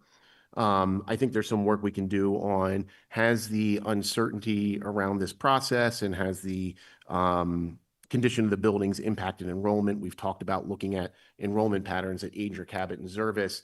The problem being, as an example, the problem being there was a lot of redistricting that happened because those buildings had greater capacity. And so we see big enrollment spikes that happened after those buildings were completed, but we've got to dig in to figure out how much of that was just enrollment driven versus how much of that was folks making a discrete choice to say, I'm going to choose to send my child to this, you know, beautiful new Temple to Learning, which, you know, was a vast improvement over what was there prior. And then finally, I think there is a huge question, and this has come up number of times on thinking about the possibility of pre-K classes, what it might look like if universal pre-K became a not even a choice, but a requirement, and how does that fit into our total building portfolio? We'll go to the next slide. We also, I think, have some open issues on our, if we get there, okay, well, I can just keep going on some values and design issues. So last fall, I believe we had at least 2, maybe 3 open sessions on trying to tackle this issue of what is a neighborhood school. I don't think we got very far with that, and hence this was kind of kicked back to the Long Range Planning Committee to come up with potential solutions here. So at some point, this is going to happen, that we will have to come up with some threshold of what defines a neighborhood school. I had personally put out a straw man of saying, you know, we want to have some, you know, some percentage of our households within 3/4 of a mile, defining that as kind of a you know, reasonable walking distance from an elementary perspective. Again, didn't really get too far with that. The student assignment working group will, again, have to be thinking about what our districting looks like, particularly as Franklin and Countryside, thank you, come online. And then, you know, someone brought this up earlier about the concept of a 500 student cap on the school, which my understanding was that was actually came out of the business office 15 or 20 years ago or something, predates, I think, most of the people here. And, you know, is that, or should that be our current thinking? And I think that's a big open question. Finally, this was brought up by Paul, which I think was a really good point, and something that the Long Range Planning Committee had discussed, of is thinking about an MSBA submission for these elementary schools sort of the best bang for our buck relative to our next likely middle school project, which is Brown. I think we kind of discussed that again, and we came around to the view, which I think was a better articulated view of where we had been prior, that if we were going to submit an SOI for Brown, we couldn't even say what it would look like. We are just not there because there is so many open variables, such a wide distribution of outcomes. You bring into play the entire Newton South campus and all the things that play there. So I just don't think we're prepared to submit an SOI for Brown. We don't have the I would just say we criteria wouldn't to be able meet to that. write the educational model statement right now for middle schools. And given what's happening now that we have all the new directors and we're digging deep into the STEM needs and what we're forecasting to be our future, I think we would do a much better job with more time. And so that's how we landed on to keep moving the ball forward. It made sense to us to say, let's submit the SOIs for both Ward and Underwood as we now have the capacity to do that, which hasn't existed in recent years. So thinking very long term about Ward and Underwood specifically, there's really 4 possible scenarios, and I'm talking very big picture possible scenarios that you could see coming out of this. You could have both buildings just continue to operate status quo in their current facilities. You could close both Ward and Underwood and redistrict those students. You could rebuild or renovate both Ward and Underwood schools, or you could consolidate Ward and Underwood schools. And I think, the committee really landed on, look, I think there is a couple of these things we want to take off the table, and we will, at least that would be our recommendation, which is to say that continuing to operate Ward and Underwood in their current state is just not acceptable. These buildings are, they're great school communities, but they're borderline almost embarrassing to say that Newton is operating these buildings. When you look at the new buildings we have, the inaccessibility of the buildings is not acceptable, and so it's just not something we're prepared to say that is something we're willing to live with. Likewise, I think closing both schools would, and this is really my language, not the long-range planning committee, so you can feel free to use your own language, but would sort of violate the first principles of the concept of neighborhood schools. It kind of throws neighborhood schools out the window. And while we have not come to, what that firm definition of neighborhood schools is, I think there is an element of, kind of, when you see it here. And we'll talk about that in a little more detail in a second. And so, and that's to say nothing of the transportation and logistical challenges of doing that, and the redistricting that would have to happen across the entire city because of the domino effect. It really leaves 2 options. You either have 2 new school buildings, or you have 1 new school building that is a consolidated form of Ward and Underwood in some way. So just to go to those 2 options we want to take off the table. On the left is a map, and this is the same map I put out to the committee last fall, which shows a 3/4 mile radius around each of our elementary buildings. The buildings in blue are our older buildings that are our larger schools. The buildings in green are our new buildings, and I'm including Franklin, Countryside, Lincoln Elliott in there. And the buildings in red are our older buildings that are our smaller schools of Ward and Underwood and Pearson and Williams. On the right, this just shows what this would look like if there was no Ward and Underwood. And I think it just leaves this stark, glaring, open spot of the city where we say, well, we're just not going to have a neighborhood school there. And there isn't another part of the city that looks like that. I would note down in the very southwest corner of the city, a lot of that land is occupied by the Charles River Country Club, the JCC, Wells Avenue. It is not a particularly heavy residential area there. Moving forward, I think, if you were to think about Pearson Williams, which is not the conversation of today, but since I was busy making all these maps, it sort of leaves you in the same place of this is just a unacceptably large part of the city to say, we're just not going to have a neighborhood school there. So this is kind of what I say as sort of violating that first principles of neighborhood schools, which I would argue is sort of an all or none thing. You can't say, well, we're going to have neighborhood schools, but then we choose to have it for half the city or 3/4 of the city. It's inherently, you're going to do it or it doesn't matter. Finally, this is just to look at some of the numbers of what is the capacity of the adjacent schools next to Ward and Underwood. And to look at these numbers, thank you. I appreciate that. I actually have glasses. So looking at for year 25 enrollment, there's 439 students at Ward and Underwood. As the numbers Dr. Hoag just showed us, that's actually about 20 or so students higher for this year. And there is 320 open seats at the schools adjacent to Ward and Underwood. Using the McKibben projections out to 2034, there's 300 open seats.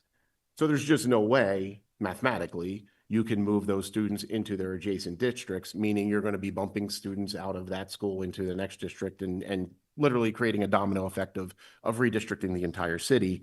I would note as well, this looks at the total capacity of those adjacent districts. What is really relevant is looking at the grade level capacity, because you can't say, well, there's an open seat in 5th grade, I'll move my 3rd grader to there. Doesn't work that way. So mathematically, that's going to look even worse if you took it down to a grade level, which we did not bother doing because you're sort of violating the ability to house those students anyway.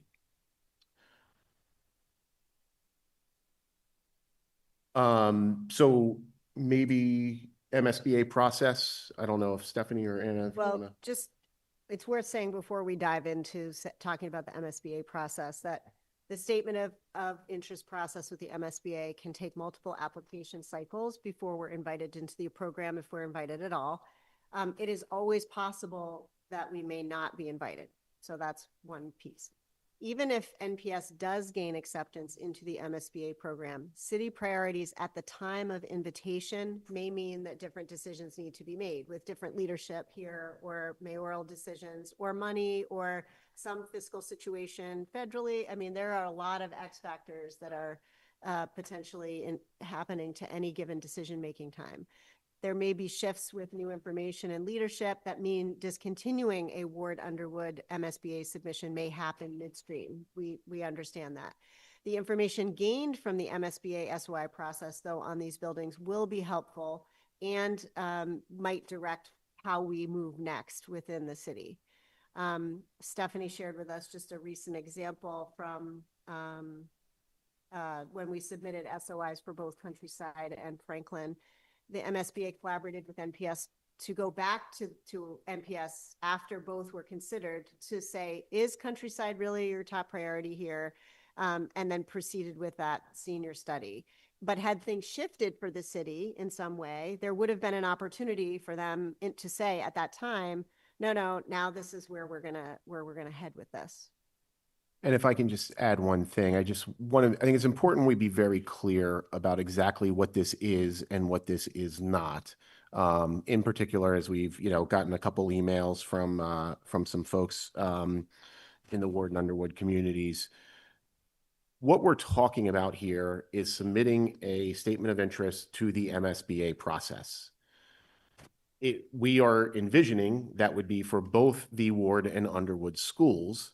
And inherently, as part of that submission, there is a question that says, would you be willing to consider consolidation? That is the extent of what we are talking about at this point in time. We are not talking about making a decision on consolidation. We are talking about saying whether it can even be a consideration as we go through this process.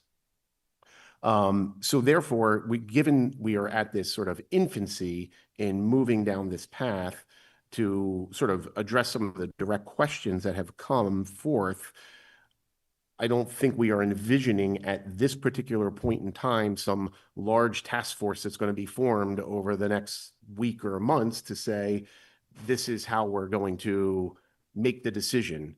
There is, again, all these open items. There is a lot of information and analysis to be done to even get to that place, which is, quite a long ways down the road.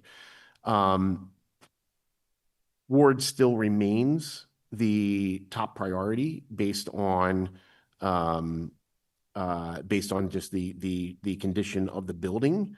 That was one particular question. And again, this is not a decision point on anything other than, do we want to submit an SOI or not?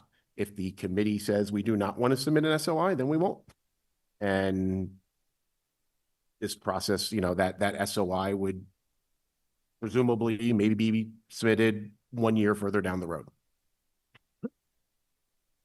So Stephanie, I can do this or you can do this. You're an expert in this. Just an overview of the MSBA process would be helpful. So the Massachusetts School Building Authority, as it says, is the quasi-independent government authority.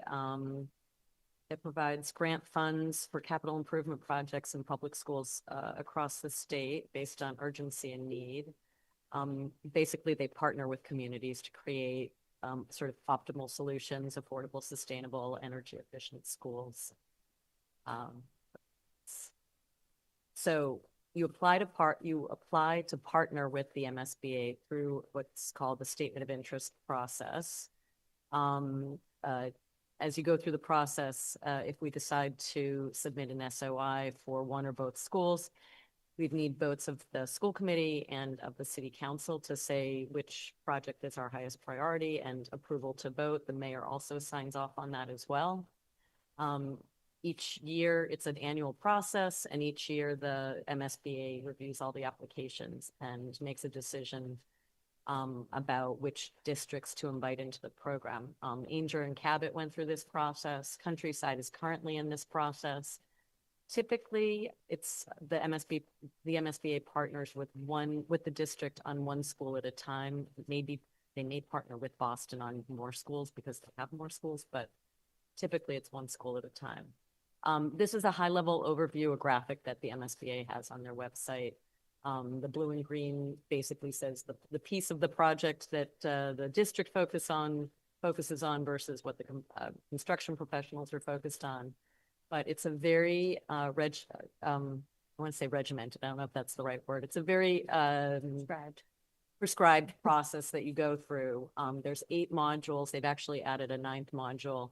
And I just circled on the slide, in the first phase, the first module, which is the eligibility period, there are a whole bunch of tasks that the district has to do.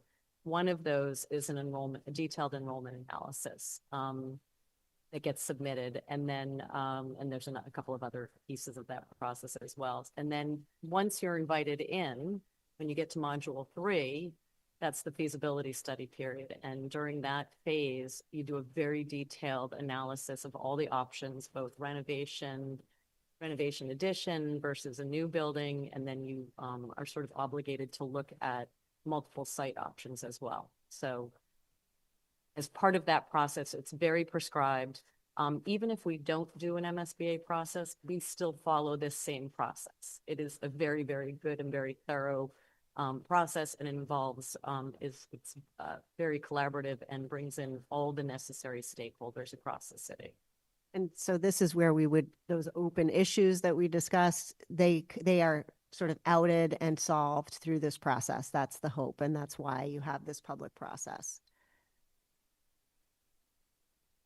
And then this just outlines this in words rather than graphically, the very, very specifically what is included in each of those first 3 modules, that, the eligibility period.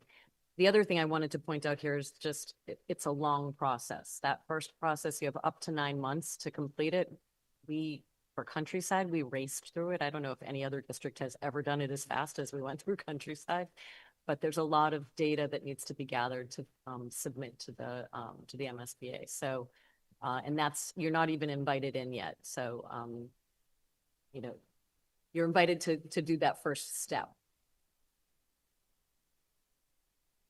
And then here's that same Same timeline. Timeline as we shared in the beginning, and happy to answer any questions. Thank you, Stephanie. Yep. Okay, questions? Yes, our Ward 7. Ward 7. I have quite a few questions. The first has to do with this application and reapplication process. So we apply this year, next year we say, let's not check the boxes. Possible? That's a really good question. Can it be I assume amended each year over you year? I assume each year you have the option to check the box. I believe, you know, if the committee decides they're going to vote to check the box, we'd probably still check it. And there's My some, sense is every year the school committee would take a vote. If you Yeah. decided one year to check the box, that year we would submit that in the following year. If that was the will of the committee at the time, I think that certainly is it. So this is assuming we've not been entered into it. So each year it can change. That's my understanding of the SOI. Yep. Yes. okay. So you could envision like potentially parallel processes where we look at debt exclusion, override considerations, and are continuing to apply. So Can I Yeah. answer that? So, I think, so number one, I think it is likely the case that irrespective of whether these buildings are our next MSBA project or not, they will require a debt exclusion override to fund the non-MSBA portion. If I was a betting man, I would say if Ward and Underwood are not the next MSBA building, it probably is because of what Paul mentioned last time. We come to a formulation of what Brown should look like and what that whole project encompasses. And maybe we say, let's shift gears to that and let's have these buildings become simply straight debt exclusion override, and Brown becomes the mix of MSBA funding and debt exclusion override. But obviously that's uncertain. I'm just saying that what I would see as the more likely scenario. Yep, that's exactly what I was wondering. I'm trying to get my head around whether this decision point is so consequential or not. I feel like it's really been made into a highly consequential angst. And I get why, like the communities in both Ward and Underwood have been through a lot. They don't have a lot of trust. So I understand why it feels that way. And I'd like to triangulate just how consequential it actually is. So this reapplication process that makes good sense. And then I also noted in the September 24th memo that there is a vote from the city council and the school committee to submit the SOI in the January to April timeframe. Yes. It would be at the tail End of that. So in January, the application opens and you have until some date in April typically. Sometimes it's, you know, varied over the years, but typically it's in April when it's due. So we would need to have a vote of both of those bodies prior to that. So you have to authorize us to even apply, and then there's a vote of whether you want it to move forward. Okay, I think that's really helpful because that gives a little bit more time, which I think the communities do need to digest what's happening before final votes go through. So that's helpful. Yeah, can I just say, like, I think what you're describing and some of the angst, I mean, it might be self-inflicted that, you know, we sort of went for, we know this is folks rightfully are you know, in the Ward and Underwood communities have been waiting a while and have been passed over. And I think that is not lost on anybody, even though I think it was, you know, very few of us were here when any of those decisions were made. So I think in the effort to proceed cautiously, make sure we were, you know, engaging with the community, having these community meetings, we might have built it up into something more than it is. The other thing I think is worth mentioning, just as we're talking about the concept of debt exclusion overrides and, you know, are these going to be MSBA processes or debt exclusion? If we go through a building project that is not an MSBA funded building project, we still follow the MSBA process. It's a pretty rigorous process, and that has been the MO of NPS throughout all those building projects that were up there. Whether they were MSBA funded or not, they went through an MSBA process.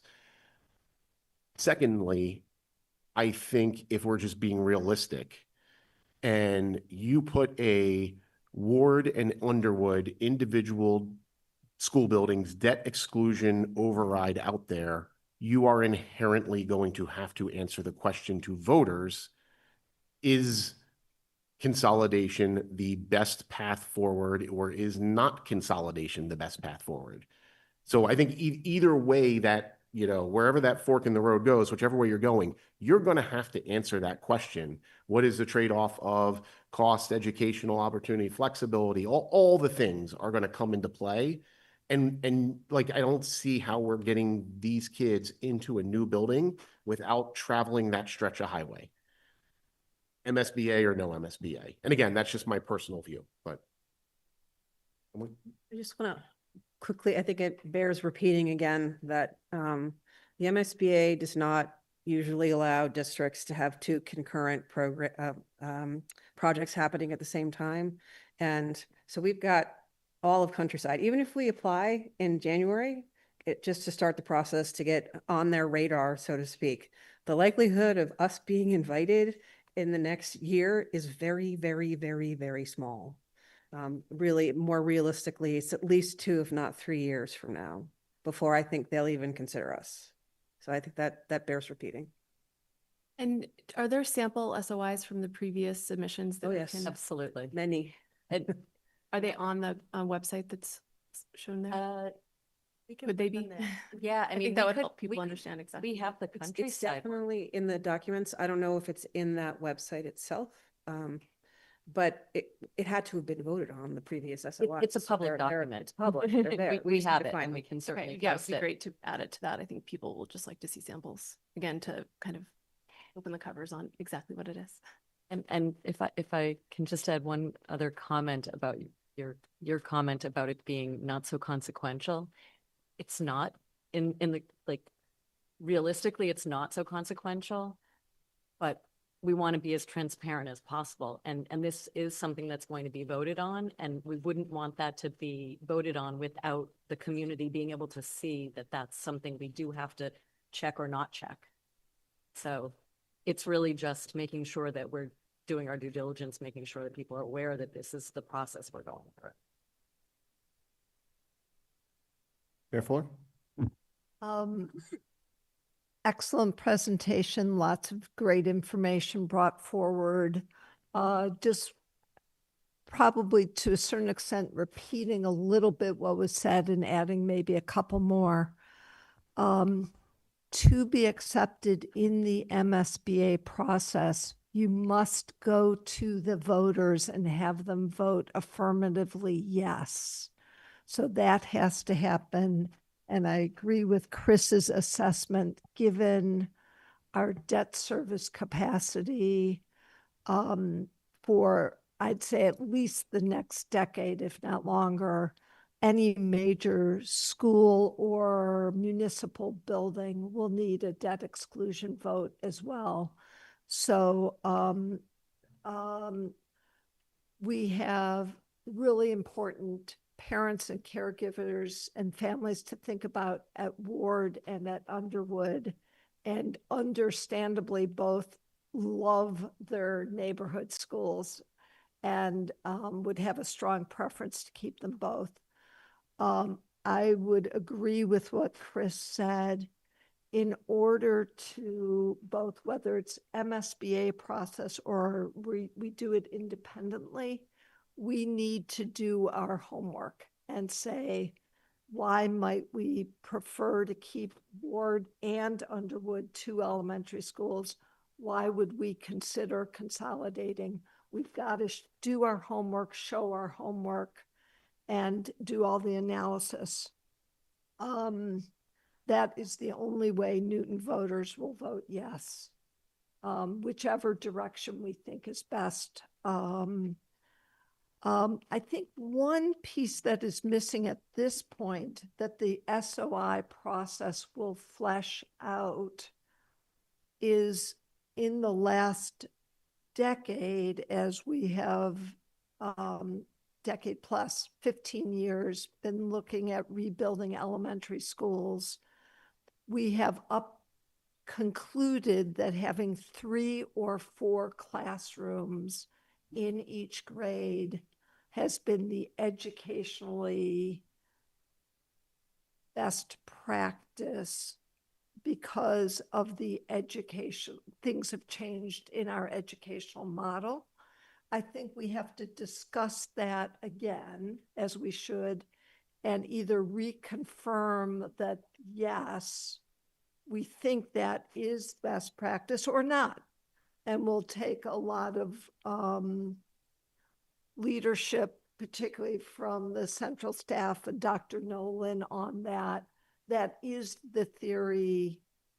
And we usually think of 3 classrooms, let's say up to 22 kids per grade, or 4 classrooms of 22 kids per grade. And that gives you a range of the size of the building that you're buildings that you're looking at.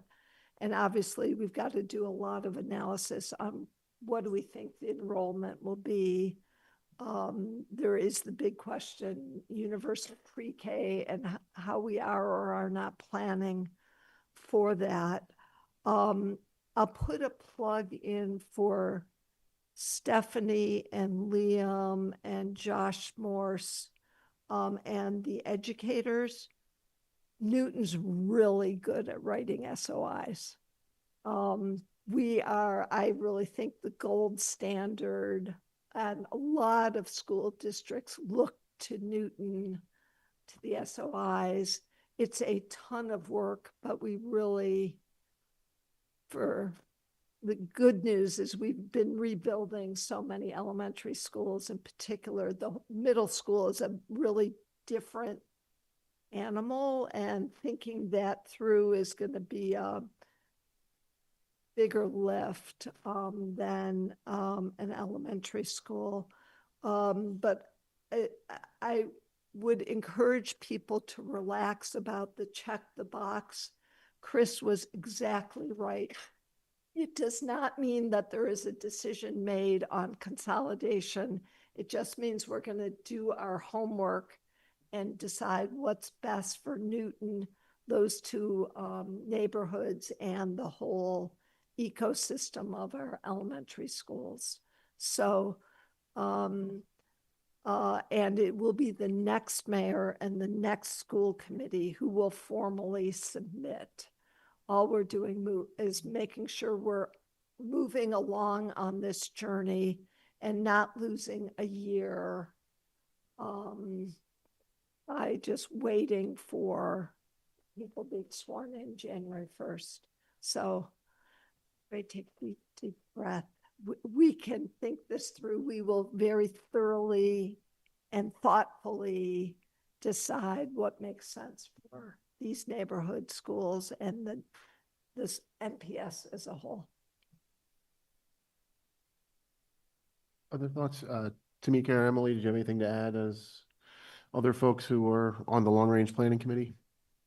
I think the only thing that I would add is context for the folks who are at home with a lot of angst and worry and nerves around this process is the one piece about the open questions. There are going to be open questions that we do not have clear visibility on answering.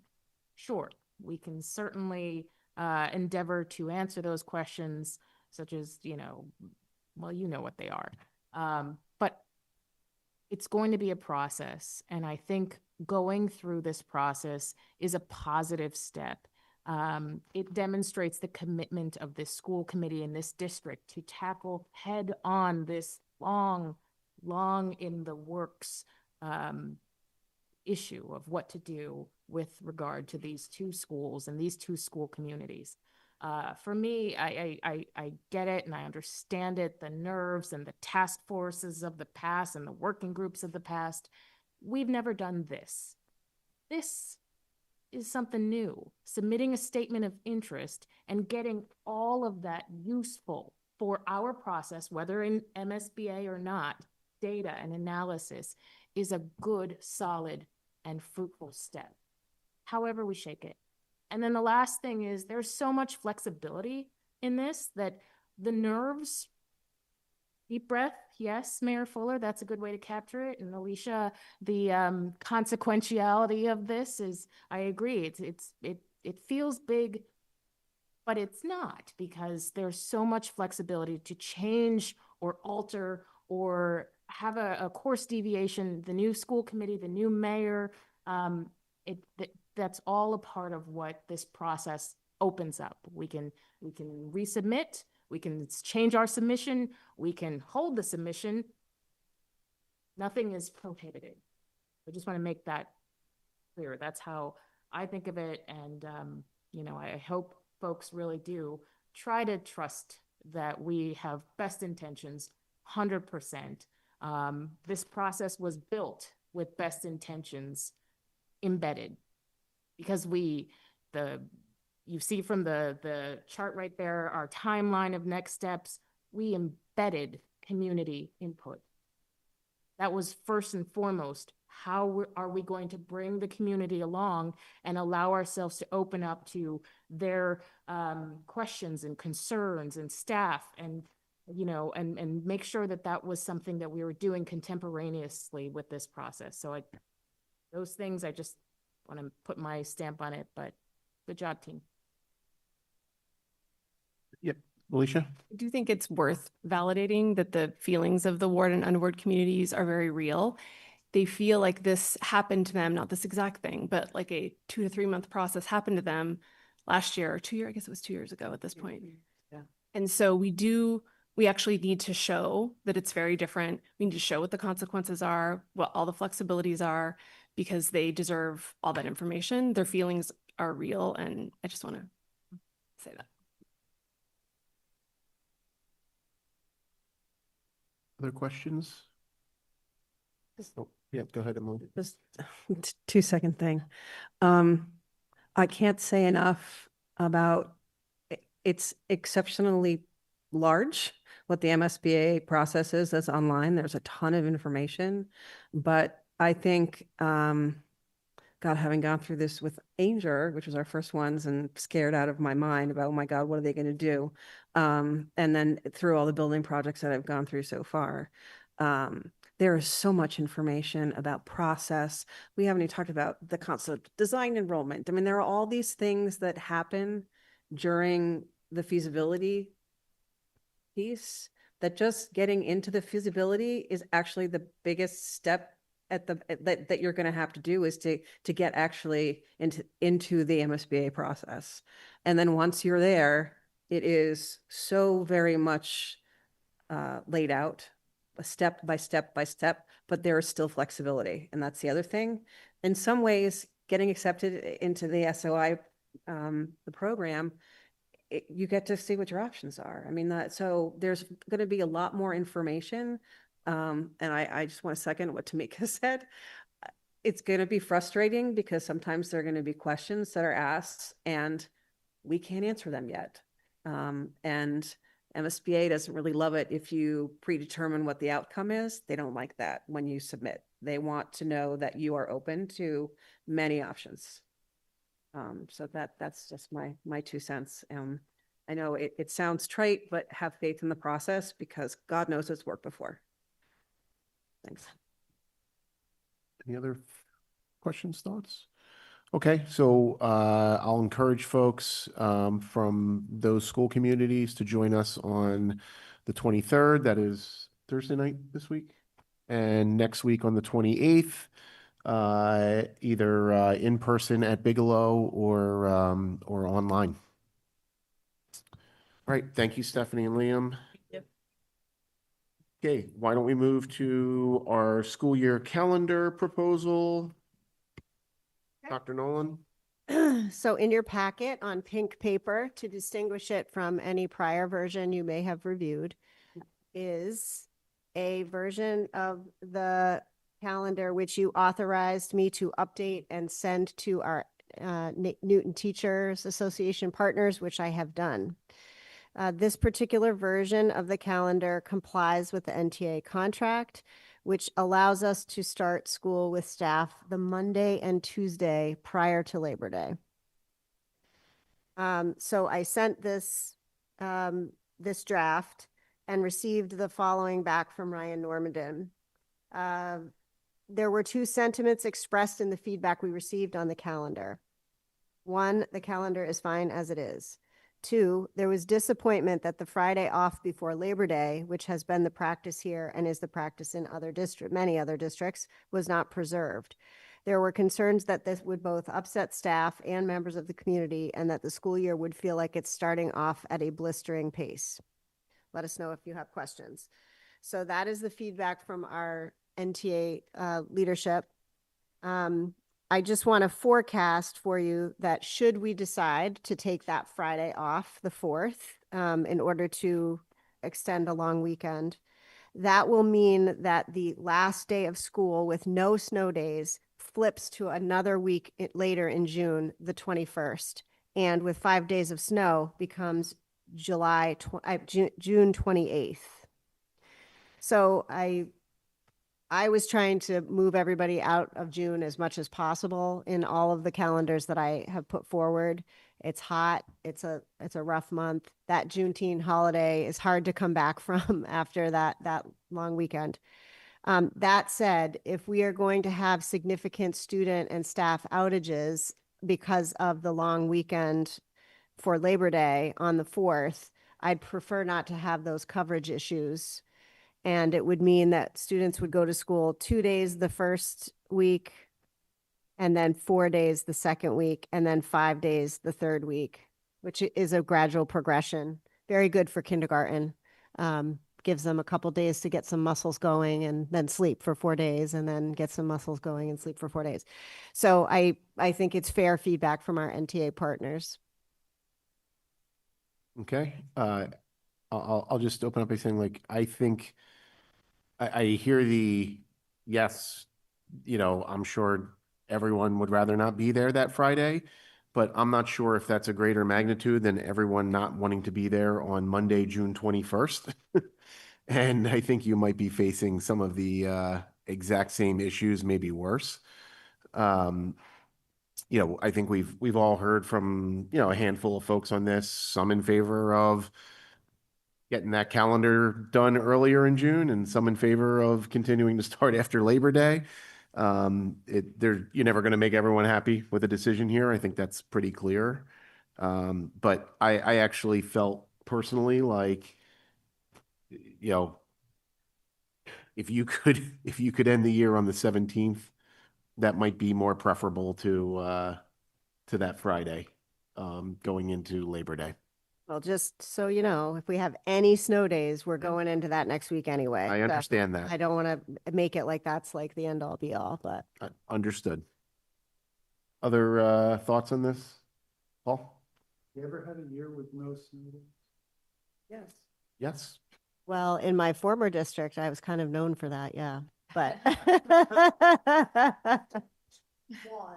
yeah, one last year. Mhm. Technically, we did have one with 1 day off, but it was for 55 degrees and sunny. I don't know if you recall that one.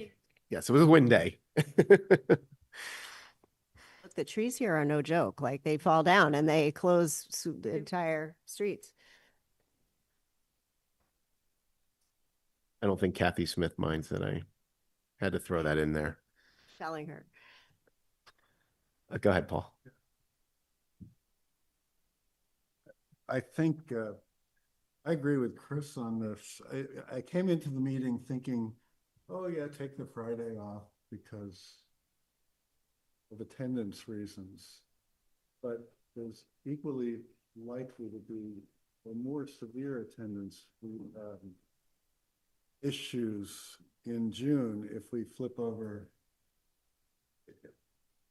to the next week. And recall that we're flipping over, we're going from a Thursday, and then there's a Friday holiday in June, Juneteenth. And so there'd be 3 days off, and then we'd be asking people to come back the following Monday when the weather is beautiful and warm, and people have already made plans for whatever plans they've made in June. So, although there's, as we were just saying, there's some chance that you'll have to do that anyway with the snow day, but there's also some chance, as we just discussed, that you won't have to. So, Well, and remember, that makes the 22nd the last day for the teachers, because they have the half day after that. right. Yeah. I mean, just another consideration that's come up a fair amount, especially in the last 2 years when we have gone later for different reasons. A lot of our staff work in other camp programs and other summer school programs, and our summer school program. All of that is impacted, you know, sometimes they can't start that job, or there's this temptation to use like personal days for us to go work somewhere else. Like, anything we can do to not put folks in that situation. And also, you know, parents in Newton plan their stuff in January for their kids in the summer. And so, you know, they're planning camps for that week, and then they pull them from school. Right. So, And I guess I don't see 3 days of school the first week as a blistering pace. I see it as 3 days. Before a 3-day weekend. Before a 3-day weekend, which is then followed by 4 days. Any other initial thoughts on the calendar? Yep, go ahead, Alicia. I agree with everything you two have said. I think that the June days are going to be trickier, and families, working families looking for childcare are also going to find it trickier to deal with that. Yeah. Okay, well, we will bring this up for a vote at our next meeting then. Okay, and then we have two things. School improvement plans. Move approval. Okay, there you go. That is efficiency right there, folks. the confidence team. School improvement, I did get through a good chunk of them. I did not have any meaningful, at least nothing so meaningful at the 9 o'clock hour for open session. So there was a motion by Paul and a second by Tamika. Further discussion on that motion? Seeing none, let's take a vote. Ward 1 is absent. Ward 2, yes. Ward 3? Yes. Ward 4? Yes. Ward 5? Yes. Ward 6? Oh, yes. Ward 7? Yes. Ward 8 is vacant. And Mayor Fuller? Yes. Okay, so that is 7 yes, 1 vacant, 1 absent. And then finally, we have our annual MASC resolutions.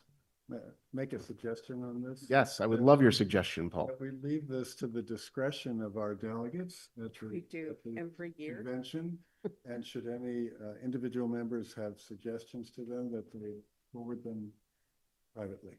I think that is a fantastic suggestion, particularly in light of the fact that these resolutions change and are reworded and Amendments to amendments. amendments to amendments to amendments. So, yeah, maybe not a productive use of our time.